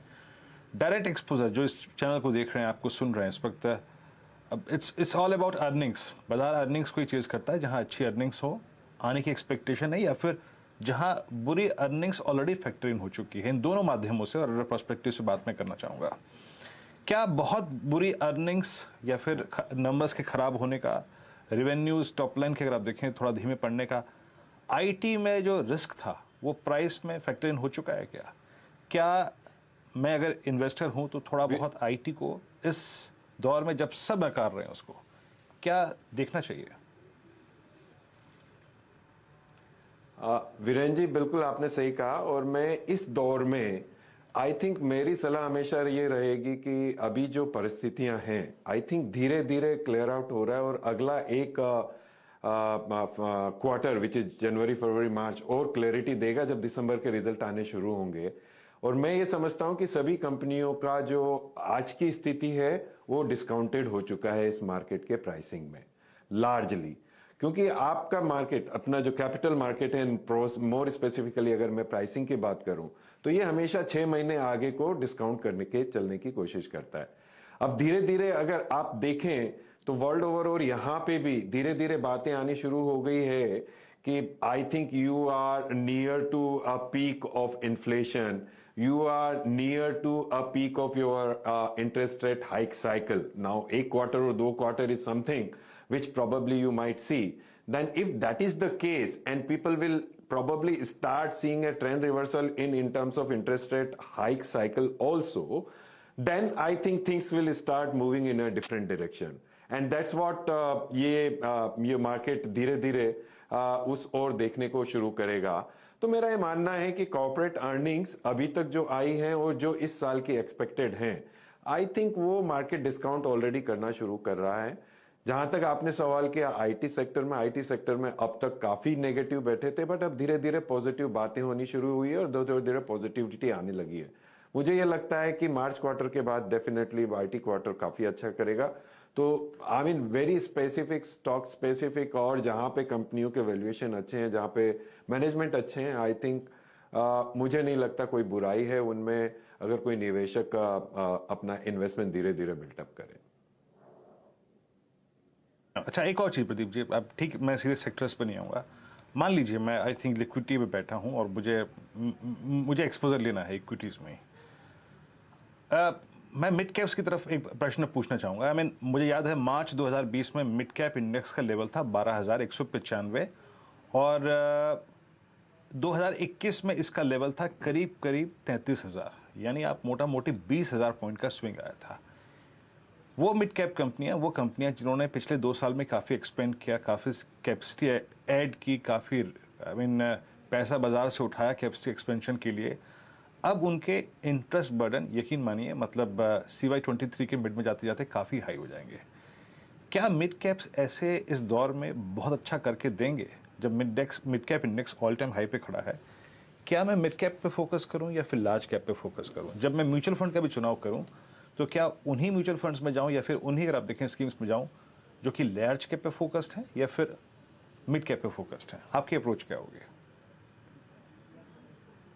सो आई थिंक मेरी अप्रोच में, मेरी सलाह में, अगले 6 महीने तक निवेशकों को अगर निवेश करके धीरे धीरे होल्डिंग भी बढ़ानी है तो उन कंपनियों पे देखना जरूरी है जहां पे उनकी डेट पोजीशंस, डेट पोर्शन बहुत ज्यादा नहीं है। आई थिंक क्योंकि जो कैश फ्लो से जिन्होंने अपने एक्सपेंशन किए हैं, बिकॉज पिछले कुछ टाइम में काफी कंपनियों ने कैश फ्लो से, अपने कैश जनरेशन से एक्सपेंशन किए हैं या इंक्रीमेंटल बिजनेसेस किए हैं। और मिड कैप कंपनियों में भी आपको कई ऐसे एग्जांपल मिलेंगे कि जिनमें बहुत ज्यादा हैवीली डेट बर्डन के साथ नहीं चले हैं। राइट, आपका बिल्कुल कहना सही है कि अभी इंटरेस्ट रेट साइकिल हाई होने की वजह से उनके ऊपर डेट का टैक्स बर्डन आएगा, बट ये एक ऑलवेज एडजस्टिंग फॉर्मूला होगा जिसमें कुछ समय प्रोबेबली आपकी प्रॉफिटेबिलिटी को थोड़ा सा कमी बेशी होती रहेगी। बट लार्जर मुद्दा ये देखना चाहिए कि वास्तव में कंपनियों की टॉप लाइन कॉन्स्टेंटली ग्रो करेगी कि नहीं करेगी। और उसमें मैं काफी पॉजिटिव हूं कि अगले 3 सालों में सभी कंपनियां कहीं ना कहीं ग्रो करेगी और जो अच्छे मैनेजमेंट की, अच्छे सेक्टर में, अच्छे सेगमेंट में बैठी हैं वो डेफिनेटली ग्रो करेंगी, क्योंकि हम जो इकोनॉमी की ग्रोथ देख रहे हैं वो growth across the world I think one of the highest रहेगी और रह रही है।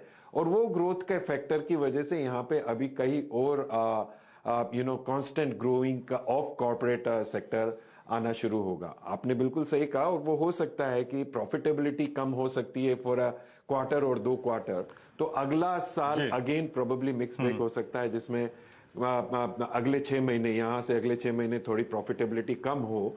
But on the whole I would say I think over a period of time करेंगे। और दूसरा एक और बहुत मुद्दा अगर आप वास्तव में देखें, एक आपने इंटरेस्ट रेट की बात की है, बट लोगों ने पिछले 2 साल में कोविड के समय में काफी अपने कॉस्ट को कंट्रोल किया है, तो उसकी वजह से भी उनका प्रॉफिटेबिलिटी इंप्रूव हुई है। तो बहुत ज्यादा इंपैक्ट आएगा ऐसा नहीं मानता हूं, हाँ प्रॉफिटेबिलिटी में इंपैक्ट जरूर आएगा। चलिए प्रदीप जी, बहुत बहुत शुक्रिया। आप साल के इस पहले इंटरेक्शन में हमारे साथ आवाज़ पे अपीयर हुए, सभी मुद्दों पे खुल के बात करी। बहुत बहुत शुक्रिया सर आपका इस कार्यक्रम में शामिल होने के लिए। इस बीच में थोड़ी देर के लिए अगर आप देखें, विषय परिवर्तन करके यहाँ पे कैबिनेट की पीसी चल रही है, इस वक्त श्री अनुराग ठाकुर इस वक्त संबोधित कर रहे हैं, आइए फिर उनको सुनते हैं। बनाएगा और पूरे विश्व में क्लीन एनर्जी ट्रांजिशन की एक नई प्रेरणा भी बनेगा। ग्रीन ग्रोथ से ग्रीन जॉब्स के नए अवसर हमारे युवाओं के लिए, हमारे स्टार्टअप्स के लिए बनेंगे। ये प्रधानमंत्री मोदी जी ने 15 अगस्त 2021 के अपने लाल किले की प्राचीर से भाषण में कहा था, और इसी को ही आज नेशनल ग्रीन हाइड्रोजन मिशन को केंद्रीय मंत्रिमंडल ने मंजूरी दी है। India will be the global hub of green hydrogen, और हम ये कह सकते हैं कि क्लाइमेट चेंज से निपटने के लिए ग्रीन हाइड्रोजन एक बहुत महत्वपूर्ण भूमिका निभाएगा। और इसकी जो विस्तृत संरचना तैयार की गई वो इस प्रकार है कि 2023 तक प्रतिवर्ष 50 लाख टन ग्रीन हाइड्रोजन का उत्पादन होगा। इसके लिए 60 गीगावाट से 100 गीगावाट की इलेक्ट्रोलाइजर कैपेसिटी को तैयार किया जाएगा, स्थापित किया जाएगा। और भारत में लो कॉस्ट ग्रीन हाइड्रोजन व इससे संबंधित इक्विपमेंट व टेक्नोलॉजीज के उत्पादन को प्रोत्साहन देने के लिए इंसेंटिव, 2 तरह के प्रमुख इंसेंटिव दिए जाएंगे।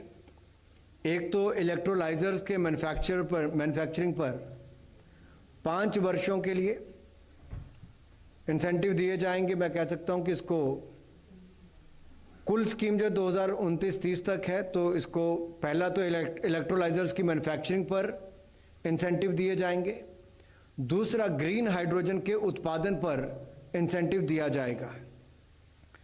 और इन दोनों के लिए जो इंसेंटिव्स कुल मिलाकर 17,490 करोड़ रुपए इसके ऊपर व्यय किया जाएगा। इसके अलावा ग्रीन हाइड्रोजन हब्स का विकास किया जाएगा, जिसमें ग्रीन हाइड्रोजन के उत्पादक एवं उपभोक्ता को एक ही जगह पर लाया जाएगा ताकि ट्रांसपोर्टेशन भी ना पड़े और इकोनॉमीज ऑफ स्केल्स का लाभ भी मिल सके। आवश्यक इंफ्रास्ट्रक्चर भी एक ही जगह पर उपलब्ध करवाया जा सके।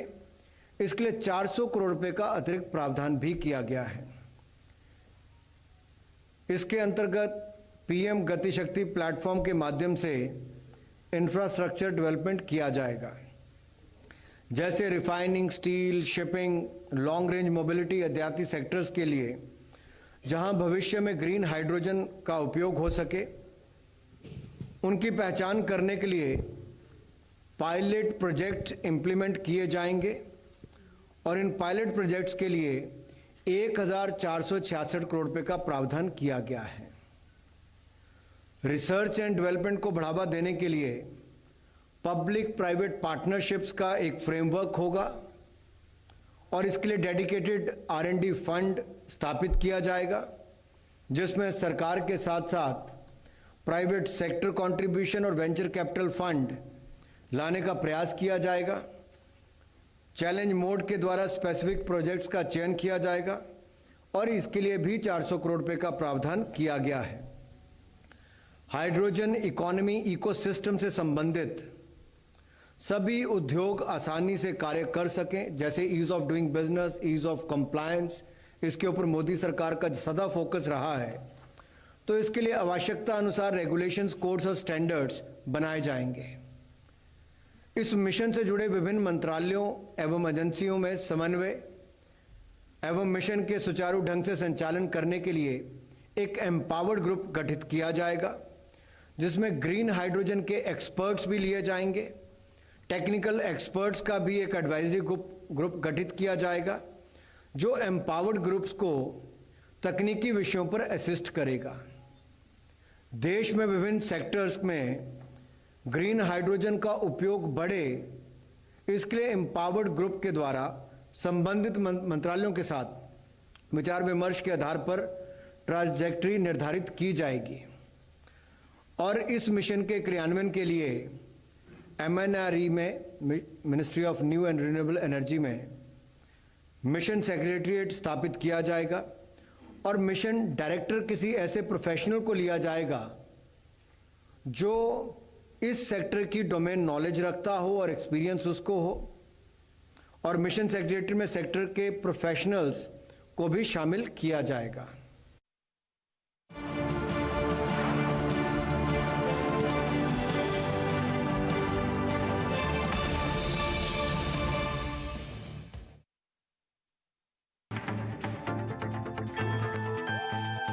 हालांकि नोटबंदी के बाद ये माना जा रहा था कैश में लेन देन कम हो जाएगा, डिजिटल ट्रांजैक्शन ज़्यादा बढ़ेगा, लेकिन जिस तरीके से अर्थव्यवस्था की रफ्तार बढ़ती गई, कैश में लेन देन भी बढ़ता गया और 6 साल में करीब दोगुना हो गया है और जो 32 लाख करोड़ रुपए के आसपास पहुंच चुका है कैश सर्कुलेशन। तो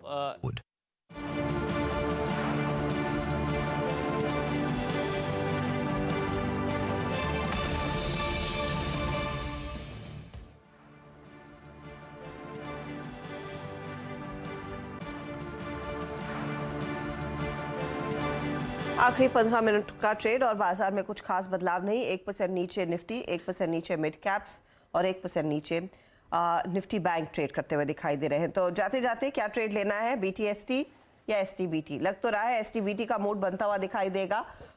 मानस बताइए, आप क्या ट्रेड लेंगे? देखिए बिल्कुल जो STBT का ही ट्रेड होगा और HL पे बिकवाली करने की राय रहेगी। HL में अगर आप देखिए तो 50 डे मूविंग एवरेज एक रेजिस्टेंस की तरफ प्ले कर रहा है। HL ने एक सपोर्ट जो कि 2500 रुपए के आसपास इंटरडे चार्ट पे था उसको ब्रीच किया है, तो HL में बिकवाली करेंगे। 25-20 आपके स्टॉप लॉसेस रहेंगे।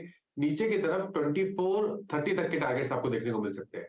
430 के लिए हिंदुस्तान एरोनॉटिक्स में एक बिकवाली का ट्रेड और देखिए क्या स्लाइस हुआ है स्टॉक, 2% नीचे। चंदन, आपका सौदा?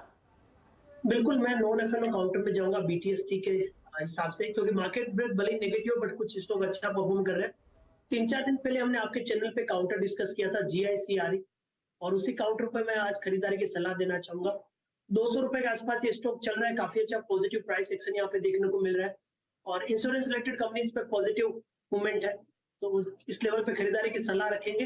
193 का स्टॉप लॉस है, ऊपर में 213-215 के टारगेट रहेंगे। तो GICRE पे हमारा BTST और खरीदारी की सलाह रहेगी। स्टॉक मल्टीपल मंथ्स के हाई पे चल रहा है, मेजर ट्रेंड पॉजिटिव है, यहाँ पे ब्रेकआउट और 3 से 5% की रैली बनती हुई नजर आनी चाहिए। GIC और मतलब ये भी अच्छा है। आई मीन जहाँ दर्द है वहाँ से बिल्कुल दूर अगर आप देखें चंदन जा रहे हैं और 201 पे GIC को पिक कर रहे हैं। बेहद शानदार चार्ट और गजब चार्ट है। इनफैक्ट मेरी स्क्रीन पे जो चैनल है वो परसिस्ट कर रही है 2018 से। जनाब 2018 से जो पूरी की पूरी फॉलिंग चैनल थी वो ऊपर की तरफ आती है। अच्छा चार्ट, स्पॉटिंग अच्छी है चंदन जी आपकी है। और डे हाई पर, और इनफैक्ट ये अब इस वक्त जुलाई 2021 यानी मोटा मोटी 1.5 साल के हाईएस्ट क्लस्टर पे आके ट्रेड करता हुआ। राजेश जी आप क्या कैरी करेंगे थर्सडे के लिए? वीरेंद्र जी देखिए, थर्सडे ऑब्वियसली थोड़ी वोलेटिलिटी हो सकती है, लेकिन मैं थोड़ा डिफेंसिव रहूंगा और जब तक निफ्टी 18,000 नहीं तोड़ेगा तब तक मुझे लगता है मैं मंदी नहीं करूंगा। सो यहाँ पे देखिए मैं डीवीज लैब को ही लेके जाऊंगा। सुबह भी बात हुई थी, it is holding well about important level 3400 के आसपास का सपोर्ट यहाँ पे बेस बन रहा है। 3440 पे चल रहा है। तो अकॉर्डिंग टू ट्रेड यहाँ पे स्टॉप लॉस जो होगा वो रहेगा 3420 का, यानी सिर्फ 24 रुपए का स्टॉप लॉस होगा। और सामने इसका जो टारगेट सेट करे वो रहेगा 3500 का। तो यहाँ से कम 60-70 रुपीज का मूव मुझे लगता है डिवीज में आना चाहिए। आप देखिए मार्केट का हाल इतना खराब क्या हुआ। वीरू 2 दिन और मार्केट के स्किप करना चाहती, सीधे मंडे के बारे में सोच रहे। वीरू 2 दिन निकालने हैं, थर्सडे कल वीकली एक्सपायरी है, एक और दिन फ्राइडे का। इतनी आसानी से अगला वीकेंड तो नहीं आ रहा, ना ही मंडे।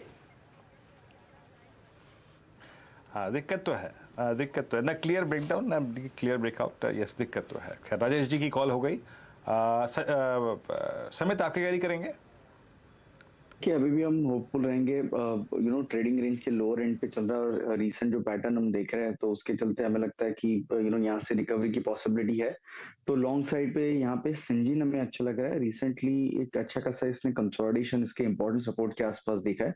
2-3 दिनों से लोअर लेवल्स पे बाइंग आ रही है। आज भी ऐसे मार्केट में ये स्टॉक स्टेबल है। तो यहाँ पे हमें लगता है कि मार्केट में हल्की भी रिकवरी आती है तो इसमें ये 600 के लेवल्स है वो सरपास हो सकता है। तो इसलिए करंट लेवल पे सिंजीन बाय करने की सलाह होगी। 582 स्टॉप लॉस, टारगेट 606।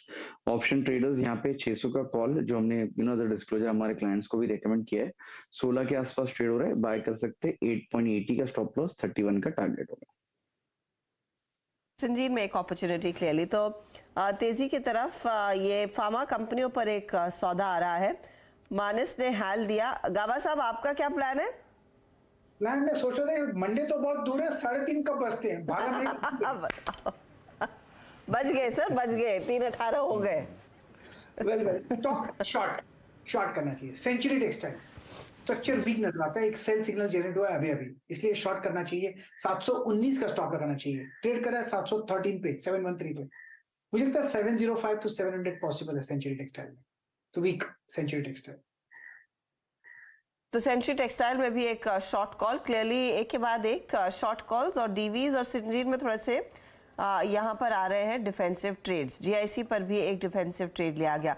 गौरांग साहब आपका क्या इरादा है? मुश्किल होता है ऐसे दिन देखना मार्केट में जहाँ पे खबरें भी कम है और ऐसा नहीं है कि वॉल्यूम्स भी कम है। जब खबर नहीं है, वॉल्यूम नहीं है, तो आपको पता है कि सब लोग छुट्टी पर है, वॉल्यूम भी लौट रहा है मार्केट में। So, Harshada, beauty lies in the eyes of the beholder. गिरते हुए बाजार में अगर आप सक्षम और मजबूत कंपनियां ढूंढती हैं तो मेरे ख्याल से आपको अच्छे मूल्यांकन पे भी मिल जाते हैं और एक निवेश का मौका भी मिलता है। उसी तरह के आधार पर, क्योंकि एक क्षेत्र की इतनी चर्चा नहीं हुई है, वो है सीमेंट क्षेत्र। और हमारा अनुमान ये कहता है कि जिस तरीके से इंफ्रास्ट्रक्चर बन रहा है हमारे देश में, सीमेंट की खपत तो ऊपर जाएगी और उसके साथ साथ नतीजे भी सुधरेंगे। उसी तरह के आधार पर एक मझौली कंपनी है जिसका जिक्र मेरे ख्याल से मैंने किया है कई बार, वो है धालमिया भारत सीमेंट। 1800 के आसपास या उसके ऊपर चल रहा था जब पिछली बार मेरी नजर पड़ी थी। और मुझे लग रहा है अर्षदा कि आप कमजोर बाजार में मजबूत कंपनियां ढूंढना चाहते हैं तो मेरे ख्याल से एक बहुत ही सुलझी हुई रणनीति होगी। अगर आप छोटी अवधि का ज्यादा आप ध्यान नहीं देते हैं और ज्यादा आपको मेहनत नहीं करनी है तो मेरे ख्याल से सुलझे हुए निवेशक बन करके इससे गिरते हुए बाजार में मजबूत कंपनियों में निवेश करना चाहिए। धालमिया भारत में एक अच्छी खासी अपॉर्चुनिटी। तो जी हाँ, आपको अगर पोर्टफोलियो बिल्ड करना है तो शायद इससे बेहतर दिन नहीं मिलेगा। अच्छा, एक स्टॉक जो हमने सुबह भी डिस्कस किया था, कावा साहब आपको याद होगा, न्यू इंडिया एश्योरेंस। आपका टारगेट पहले लिखा था 145, 5.5% ऊपर इस समय। एंड यहाँ पर लेकर आइएगा तो डे हाई इसका 139 था। क्या कैरी करेंगे कल के लिए या फिर प्रॉफिट बुक करना है? 2 दिन हो गए, लेकिन मुझे अब भी मोमेंटम लगता है न्यू इंडिया एश्योरेंस में ट्रेड करा है 139.50 के आसपास। अगर किसको कैरी करना है तो 135 का स्टॉप लगाइए। लेकिन आज इतनी मार्केट बुरा है, प्रॉफिट ले जाएंगे तो किसने नुकसान किया है? ले है, book your profit, take it home, enjoy. क्योंकि कल ये स्टॉक्स नहीं चले और फिर से बैक टू स्क्वायर वन हो गया तो फिर और लगेगा कि यार 2 दिन मिले और हम एग्जिट नहीं कर पाए। अच्छा, एक और ट्रेड जो अच्छी खासी तेजी आपको दिखाकर जा रहा है, दीपक फर्टिलाइजर 1% ऊपर आने लगा है, यहाँ पर थोड़ा सा ट्रैक्शन बनता हुआ दिखाई दिया। इस पर आपकी नजर गई है क्या चंदन? कुछ ट्रेड लेंगे क्योंकि बाकी सभी सरकारी फर्टिलाइजर कंपनियों में खूब जोश देखने को मिला। ये अब निजी कंपनियों में कुछ मौके ढूंढ रहे हैं क्या आप, चाहे दीपक हो, कोरोमंडल हो? देखिए, कहीं ना कहीं बाजार में जो भी चल रहा है वो बजट की थीम को फोकस करते हुए मूवमेंट आएगा, चाहे आप फर्टिलाइजर कंपनीज की बात करें या सिलेक्टिव इंश्योरेंस कंपनीज की बात करें। और फर्टिलाइजर है पिछले कुछ दिनों से चर्चा में है, और आप यदि फर्टिलाइजर की बात करते हो तो सबसे पहले मेरे जहन में तो फैक्ट आता है जो one of the strongest counter और मोमेंटम बना हुआ है। हालांकि इसमें अपर साइड सर्किट है, इसके लिए इसकी ज्यादा चर्चा नहीं कर सकते, बट अभी भी यहाँ पे पॉजिटिव हुआ है। आपने यहाँ पे दीपक फर्टिलाइजर की बात की, तो दीपक फर्टिलाइजर है वो एक रेंज में ट्रेड कर रहा है। हालांकि स्ट्रक्चर इतना अच्छा नहीं है क्योंकि 2 महीने से काफी प्रेशर हुआ है, बट कहीं ना कहीं अपने आप को बॉटम बना रहा है। 720 इसका एक हर्डल है, वो हर्डल निकलता है तो जरूर 5 से 8% की रैली बनेगी जो 760 की तरफ लेके जाएगा। बट फिर भी आप इन सब फर्टिलाइजर काउंटर में से किसी एक काउंटर को सेलेक्ट करने के लिए बात करोगे तो मैं यहाँ पे आरसीएफ पे फोकस करूंगा। आरसीएफ में काफी पॉजिटिव एक्टिविटीज है, स्टॉक ने बड़ा रनअप पिछले साल देखा है, अपने मल्टीपल ईयर्स के हाई के आसपास ये काउंटर जाने के लिए तैयार हो रहा है। 134 अभी चल रहा है, 129 का सपोर्ट होगा, कहीं ना कहीं हम 142 145 के टारगेट यहाँ पे साध रहे हैं। चलिए, आरसीएफ आपके स्क्रीन पे आप देखें तो चंदन कहीं हद तक अगर आप देखें जो बजट थीम है उस पर काम करते हुए, और आरसीएफ का चार्ट वाकई बहुत स्ट्रांगली प्लेस्ड, और ये जो इसके करियर की सबसे वाइल्ड हायर शेडोज़ हैं, मतलब ये वाइल्ड हायर शेडोज़ भी मतलब आप समझ लीजिएगा कि इस रेंज में जो परसिस्ट करती हैं। मार्च 2008 में ये प्राइस था और अब जाके अगर आप देखो फिर प्राइस बन रहा है 134.60 आपकी स्क्रीन पे। मार्केट्स अगर आप देखें डेलो की ट्रैजेक्टरी के आसपास ही झूल रहे हैं, और निफ्टी आईटी का नुकसान जो है वो करीब करीब 300 अंकों का, 200 अंकों का निफ्टी का, और निफ्टी बैंक का करीब करीब 500 अंकों का, और मिड कैप्स आज खासा दिक्कत में। निफ्टी मिड कैप इंडेक्स आपकी स्क्रीन पे आप देखें तो करीब करीब 400 अंक नीचे। अब एक काम करते हैं, मार्केट ब्रेथ को देखते हैं, डेरिवेटिव्स में ब्रेथ कैसी रही याद रखिएगा। सुबह सुबह अगर आप देखेंगे ब्रेथ कुछ और कह रही थी, और towards closing it's 10 long hardly and 6 short covering. Otherwise shorting भरपूर पुरजोर और हर तरीके से अगर आप देखें तो स्क्रीन पे विजिबल है। 107 107 शॉर्ट, और अगर मैं इंक्लूड कर लूँ दूसरा प्रेशर पॉइंट यानी 70 लॉन्ग अनवाइंडिंग तो ये करीब करीब आंकड़ा 177 तक पहुँच जाता है। यानी अगर आप 177 और लगभग 183 193 यानी लगभग आप समझ लीजिएगा कि 80% टू 85% मार्केट जो है इस वक्त प्रेशर में है। Longs GNFC, Shiv cement, Abbott और चंबल, मारुति सुजुकी यहाँ पुल बैक था। शॉर्ट कवरिंग थी हेवल्स में, बीपीसीएल में, एचपीसीएल में, Divi's lab, max financials, Ipca lab में। और अगर आप शॉर्टिंग देखें, जहाँ पे शॉर्टिंग है वो स्पेस कौन सा जनाब, आपकी स्क्रीन पे metals, JSW steel, Hindalco, Balrampur चीनी, सेल, वेदांता। मेटल्स की थ्योरी आज चारों खाने चित रही, और long unwinding Aditya Birla capital में, एनएमडीसी में, इंडियन हाउसिंग फाइनेंस में, आरबीएल में और नाल्को में। डायरेक्टर साहब अब एक काम कीजिएगा, जरा वो पुट्स के डेटा स्टेट्स अपडेट करके रखिएगा। जैसे कि मैं कह रहा था कि आई मीन क्लोजर टू 18,000 या फिर क्लोजर टू 43,000 की ट्रैजेक्टरी के आसपास बैंक निफ्टी पे या फिर निफ्टी पे मैं शॉर्ट कैरी करने के लिए थोड़ा सा अनकंफर्टेबल हूँ। जरा आइए देखते हैं कि ये दोनों पुट्स क्या आउटस्टैंडिंग वाई कैरी कर रही हैं as per the provisional figures कल के सेशन के लिए ऑन एक्सपायरी डे। अगर आप पुट देखें, डायरेक्टर साहब प्लीज़ स्टैट्स लेके आइएगा वो, और 18,000 की पुट, 17,900 की पुट और 18,100 की पुट, ये 3 पुट्स दिखाइएगा। अगर है तो बताइए, वरना फिर मैं आगे चलता हूँ यहाँ पे और करीब करीब जो डेरिवेटिव्स के स्टैट्स हैं दूसरे वो देख लेंगे। डायरेक्टर साहब प्लीज़, अच्छा एक काम कीजिए, थोड़ा वक्त लगेगा, मैं एक काम करता हूँ यहाँ पे जरा आपको ओआई दिखाता हूँ आज सेक्टोरियल वाइज सबसे ज़्यादा शॉर्टिंग। यस, इनफैक्ट ये आ गया। 18,100 की पुट का OI लॉस्ट हुआ। 18,000 पे बहुत बड़ी शॉर्ट कवरिंग तो नहीं है, मतलब जिसने शॉर्ट किया था उसने बहुत एग्जिट तो नहीं किया, तो 18,000 डिसाइसिवली ब्रीच ना होने के पूरे संकेत मिल रहे हैं यहाँ पर। और यस 18,000 की पुट अभी भी करीब करीब 92 लाख का आउटस्टैंडिंग वाई होल्ड करती है। 18,100 पे कॉल राइटिंग गजब की हुई, 93 लाख कॉल भी की वहाँ पे, आउटस्टैंडिंग वाई 1.08 CR। और 18,200 जिसके ठीक लगभग थोड़ा सा करीब 30 पॉइंट के फ्रैक्शन के ऊपर 20 डे में परसिस्ट करता है, जिसको हम क्रॉस नहीं कर पा रहे हैं, वहाँ पे करीब 70 लाख कॉल भी की। तो ये इंडिकेशन है इस बात का कि एक प्रेशर पॉइंट अब 18,200 हमारे मार्केट्स के लिए निफ्टी पर एस्टेब्लिश हो चुका है। Now let's bring Nifty bank. Nifty bank आज अपने आई थिंक प्राइस बिहेवियर जो पिछले 5 सेशन का था या फिर जो ऑप्शन स्टैट्स थे उसके ठीक विपरीत चला। दरअसल पिछले कुछ सेशंस में अगर आप देखें तो एफआईएस की तरफ से पुट शॉर्ट आई थी, तो एक कन्विक्शन सा बन रहा था कि 43,000, 43,100, 43,200 एक स्ट्रॉन्ग सपोर्ट के तौर पे काम करेगा, लेकिन वो वॉलेट हो गई। लुक एट 43,100, यहाँ पे OI लूज हुआ और 43,000 पे अभी भी 40 लाख पुट हम लेके जा रहे हैं, जो कि ऑलमोस्ट इक्वल है 40 लाख के 43,300 के कॉल राइटर के, और 43,500 जहाँ से ये रिवर्सल आया है आज, वहाँ पे करीब 72 लाख कॉल जुड़े हैं।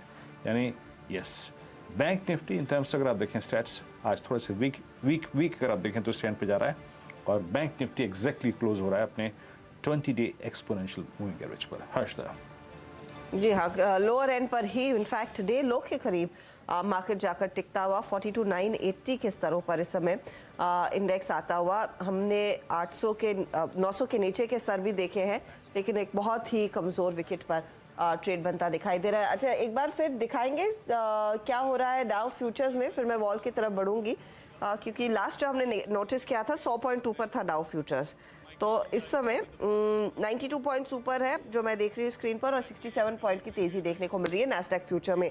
और उस तेजी के संभावना में आज भारतीय बाजारों को कुछ सपोर्ट नहीं मिला, हम गिरे हैं और अच्छी खासी गिरावट 42,976 के आसपास इस समय निफ्टी बैंक आ गया। निफ्टी देखिए 195 पॉइंट नीचे, निफ्टी आईटी में खासा दबाव, 300 पॉइंट तक का नुकसान। मेटल्स आज क्रैक करते हुए दिखाई दिए, मेटल इंडेक्स आपकी स्क्रीन पर आ जाएगा, जहां पर हमने देखा है टाटा स्टील से लेकर हिंडाल्को, नाल्को सभी स्टॉक्स में बिकवाली का दबाव बनता हुआ दिखाई दिया। वो एक मेजर वीक विकेट थी। निफ्टी मेटल इंडेक्स प्लीज लेकर आइएगा डायरेक्टर साहब, क्योंकि वहां पर क्लियरली कमजोरी अच्छी खासी बनती दिखाई दी थी। इसके अलावा एफएमसीजी काउंटर्स में भी कुछ खासा सपोर्ट नहीं मिला, 2% तक का नुकसान देखने को मिला है। तो ये फिलहाल कुछ सेक्टर्स है जहां से हमने देखा दबाव। तो मार्केट चलता कैसे, दैट वाज अ क्वेश्चन। जो चले हैं वो ऑफ कोर्स आपकी इंश्योरेंस कंपनियां हैं जहां पर थोड़ा सा एक्शन देखने को मिला। अच्छा, एक दो स्टॉक्स आपकी स्क्रीन पर लेकर आते हैं। न्यू इंडिया एश्योरेंस 4.5% ऊपर, मैं इसी का जिक्र करने वाली थी। HDFC life, SBI life, HDFC life ज्यादा बेहतर था आज SBI की तुलना में, लेकिन वहां पर 0.5% के गेंस 600 के नीचे आए, लेकिन तेजी कायम थी। SBI लाइफ लूज करता हुआ करीब 1% का दबाव यहाँ पर देखने को मिला है। कुछ और डाउनसाइड अगर आप देखें तो एवेन्यू सुपरमार्ट के स्टॉक में आज हमने देखा अच्छी खासी बिकवाली देखने को मिली। इनका जो अपडेट आया है वो बाजार को पसंद नहीं आया, 3% नीचे ये stock. Punjab and Sind bank, IndusInd bank, HDFC, इन सब के अपडेट्स आए थे, खबरों में थे काउंटर्स, और उसका भी अगर आप हाल देखेंगे, इंडसइंड खुला तो बेहद मजबूत था लेकिन टिक नहीं पाया। HDFC 1.5% नीचे आता हुआ दिखाई दिया। और छोटे बैंकों में ऑफकोर्स पंजाब एंड सिंध जैसे स्टॉक्स, AU स्मॉल फाइनेंस जैसे स्टॉक्स, येस बैंक जैसे स्टॉक्स थे जो Q3 के अपडेट्स पर रिएक्ट कर रहे थे। अच्छे नंबर्स पर भी मार्केट चला नहीं है। अब हीट मैप आपके लिए लेकर आएंगे आखिरी 13 सेकंड। एडवांस डिक्लाइन रेशियो बेहद नेगेटिव, मिड कैप स्टॉक्स की भी हालत खराब होती हुई। अब आप देखिए तो डीवीज है जो 1% ऊपर है। HDFC लाइफ, बायो विस्कर तेजी में बना हुआ है। मारुति वॉलेटाइल रहा लेकिन 8,400 पर जाकर टिक रहा है। TCS थोड़ा सा फ्लैट क्लोज होता हुआ लेकिन पॉजिटिव टिक के साथ। अल्ट्राटेक सीमेंट में ही तेजी। तो आप देखिए ये 5 स्टॉक्स जो तेजी में, बाकी पूरा बाजार मंदी के साथ। और मेटल्स की सबसे ज्यादा धुलाई हुई है। JSW स्टील आपका 4.5% नीचे, हिंडाल्को में 4% का नुकसान। कोल इंडिया जैसे काउंटर्स, टाटा स्टील जैसे काउंटर्स, सब में बिकवाली का दबाव। रिलायंस इंडस्ट्रीज आज 1.5% नीचे फिसलता हुआ दिखाई दिया। देखिए स्टेट बैंक ऑफ इंडिया के शेयर को 1.25% तक की गिरावट, आईटीसी में गिरावट, इंडसइंड बैंक में गिरावट, बजाज ऑटो, एलएनटी, टाइटन, ये सभी वो स्टॉक्स है, भारतीय जैसे काउंटर्स, सब में बिकवाली का दबाव बनता हुआ दिखाई दिया। तो क्लियरली खासी वीकनेस इस मार्केट में रही है। टाटा मोटर्स 2% नीचे करेक्ट करता हुआ, Nestle, Cipla, you name it, और ये सभी स्टॉक्स मंदी की गिरफ्त में आते हुए दिखाई दिए। बैंकों की तरफ से सबसे ज्यादा प्रेशर आज दरअसल मार्केट ने दिखाया है, और ये जो क्लोज आ रहा है वो 18,030 पर है, 200 पॉइंट के नुकसान के साथ। तो 18,200 पर हम नहीं टिक पाए हैं, उसके करीब सिर्फ सुबह में ट्रेड किया और उसके बाद एक तरफा स्लाइड 42,948 के लेवल्स पर यहाँ पर निफ्टी बैंक जाकर टिकता हुआ दिखाई दे रहा है। कमजोर सत्र आज मार्केट का। सीधा सौदा में आशीष और नीरज के बीच का मुकाबला, रिटर्न्स क्या बने हैं वो आपकी स्क्रीन पर। तेजी और मंदी दोनों सौदे आए हैं। बीएफ इन्वेस्टमेंट्स डीलिस्टिंग की तैयारी यहाँ पर 10% ऊपर स्टॉक, हिंडाल्को, वेदांत, ओएनजीसी सब मंदी वाले ट्रेड जो आशीष ने आपके लिए पिक किए। अब आइए नीरज के पोर्टफोलियो पर। पंजाब एंड सिंध बैंक, रेलटेल दो स्टॉक से तेजी में, वरना मैरिको और डाबर में इन्होंने एक मंदी का व्यू रखा था और वो काउंटर्स भी डाउन साइड पर ही जाकर टिकते हुए दिखाई दिए। तो ये दूसरा सत्र दरअसल 2 दिन की बढ़त के बाद आप कह सकते हैं, जहां पर मार्केट्स में मुनाफा वसूली आती हुई दिखाई दी। सारे सेक्टोरल इंडाइसेस बीएसई पर नेगेटिव टेरिटरी में था, कोई ऐसा सेक्टर नहीं था जहां पर हमने देखी है कंसोलिडेटेड तेजी का मूव देखने को मिला हो, और मिड कैप्स की परेशानी अलग है। पीरू, not a good close. Not a good close, yes. और एक बार जरा हर्षदा डाउ फ्यूचर्स को देखते हैं, और डाउ फ्यूचर्स आपकी स्क्रीन पे लगभग मतलब एक्सपायरी डे में अगर हमको कोई ओपनिंग मिली, मतलब इस चैनल के अंदर तो ठीक है, लेकिन अगर इस चैनल अभी भी अगर आप देखें 18,000 के नीचे या फिर 17,967 के नीचे कोई ओपनिंग मिलती है तो वो काफ़ी डिजास्टर्स होगी कल हमारे लिए। 33,373 +5 95 पॉइंट्स। चलिए मुलाकात होगी अब आपकी हमसे 5 जनवरी को, यानी इस वर्ष की पहली वीकली कॉन्ट्रैक्ट की एक्सपायरी पे। सुबह फिर मुलाकात होगी आपसे 7 बजे, तब तक के लिए नमस्कार। नमस्कार।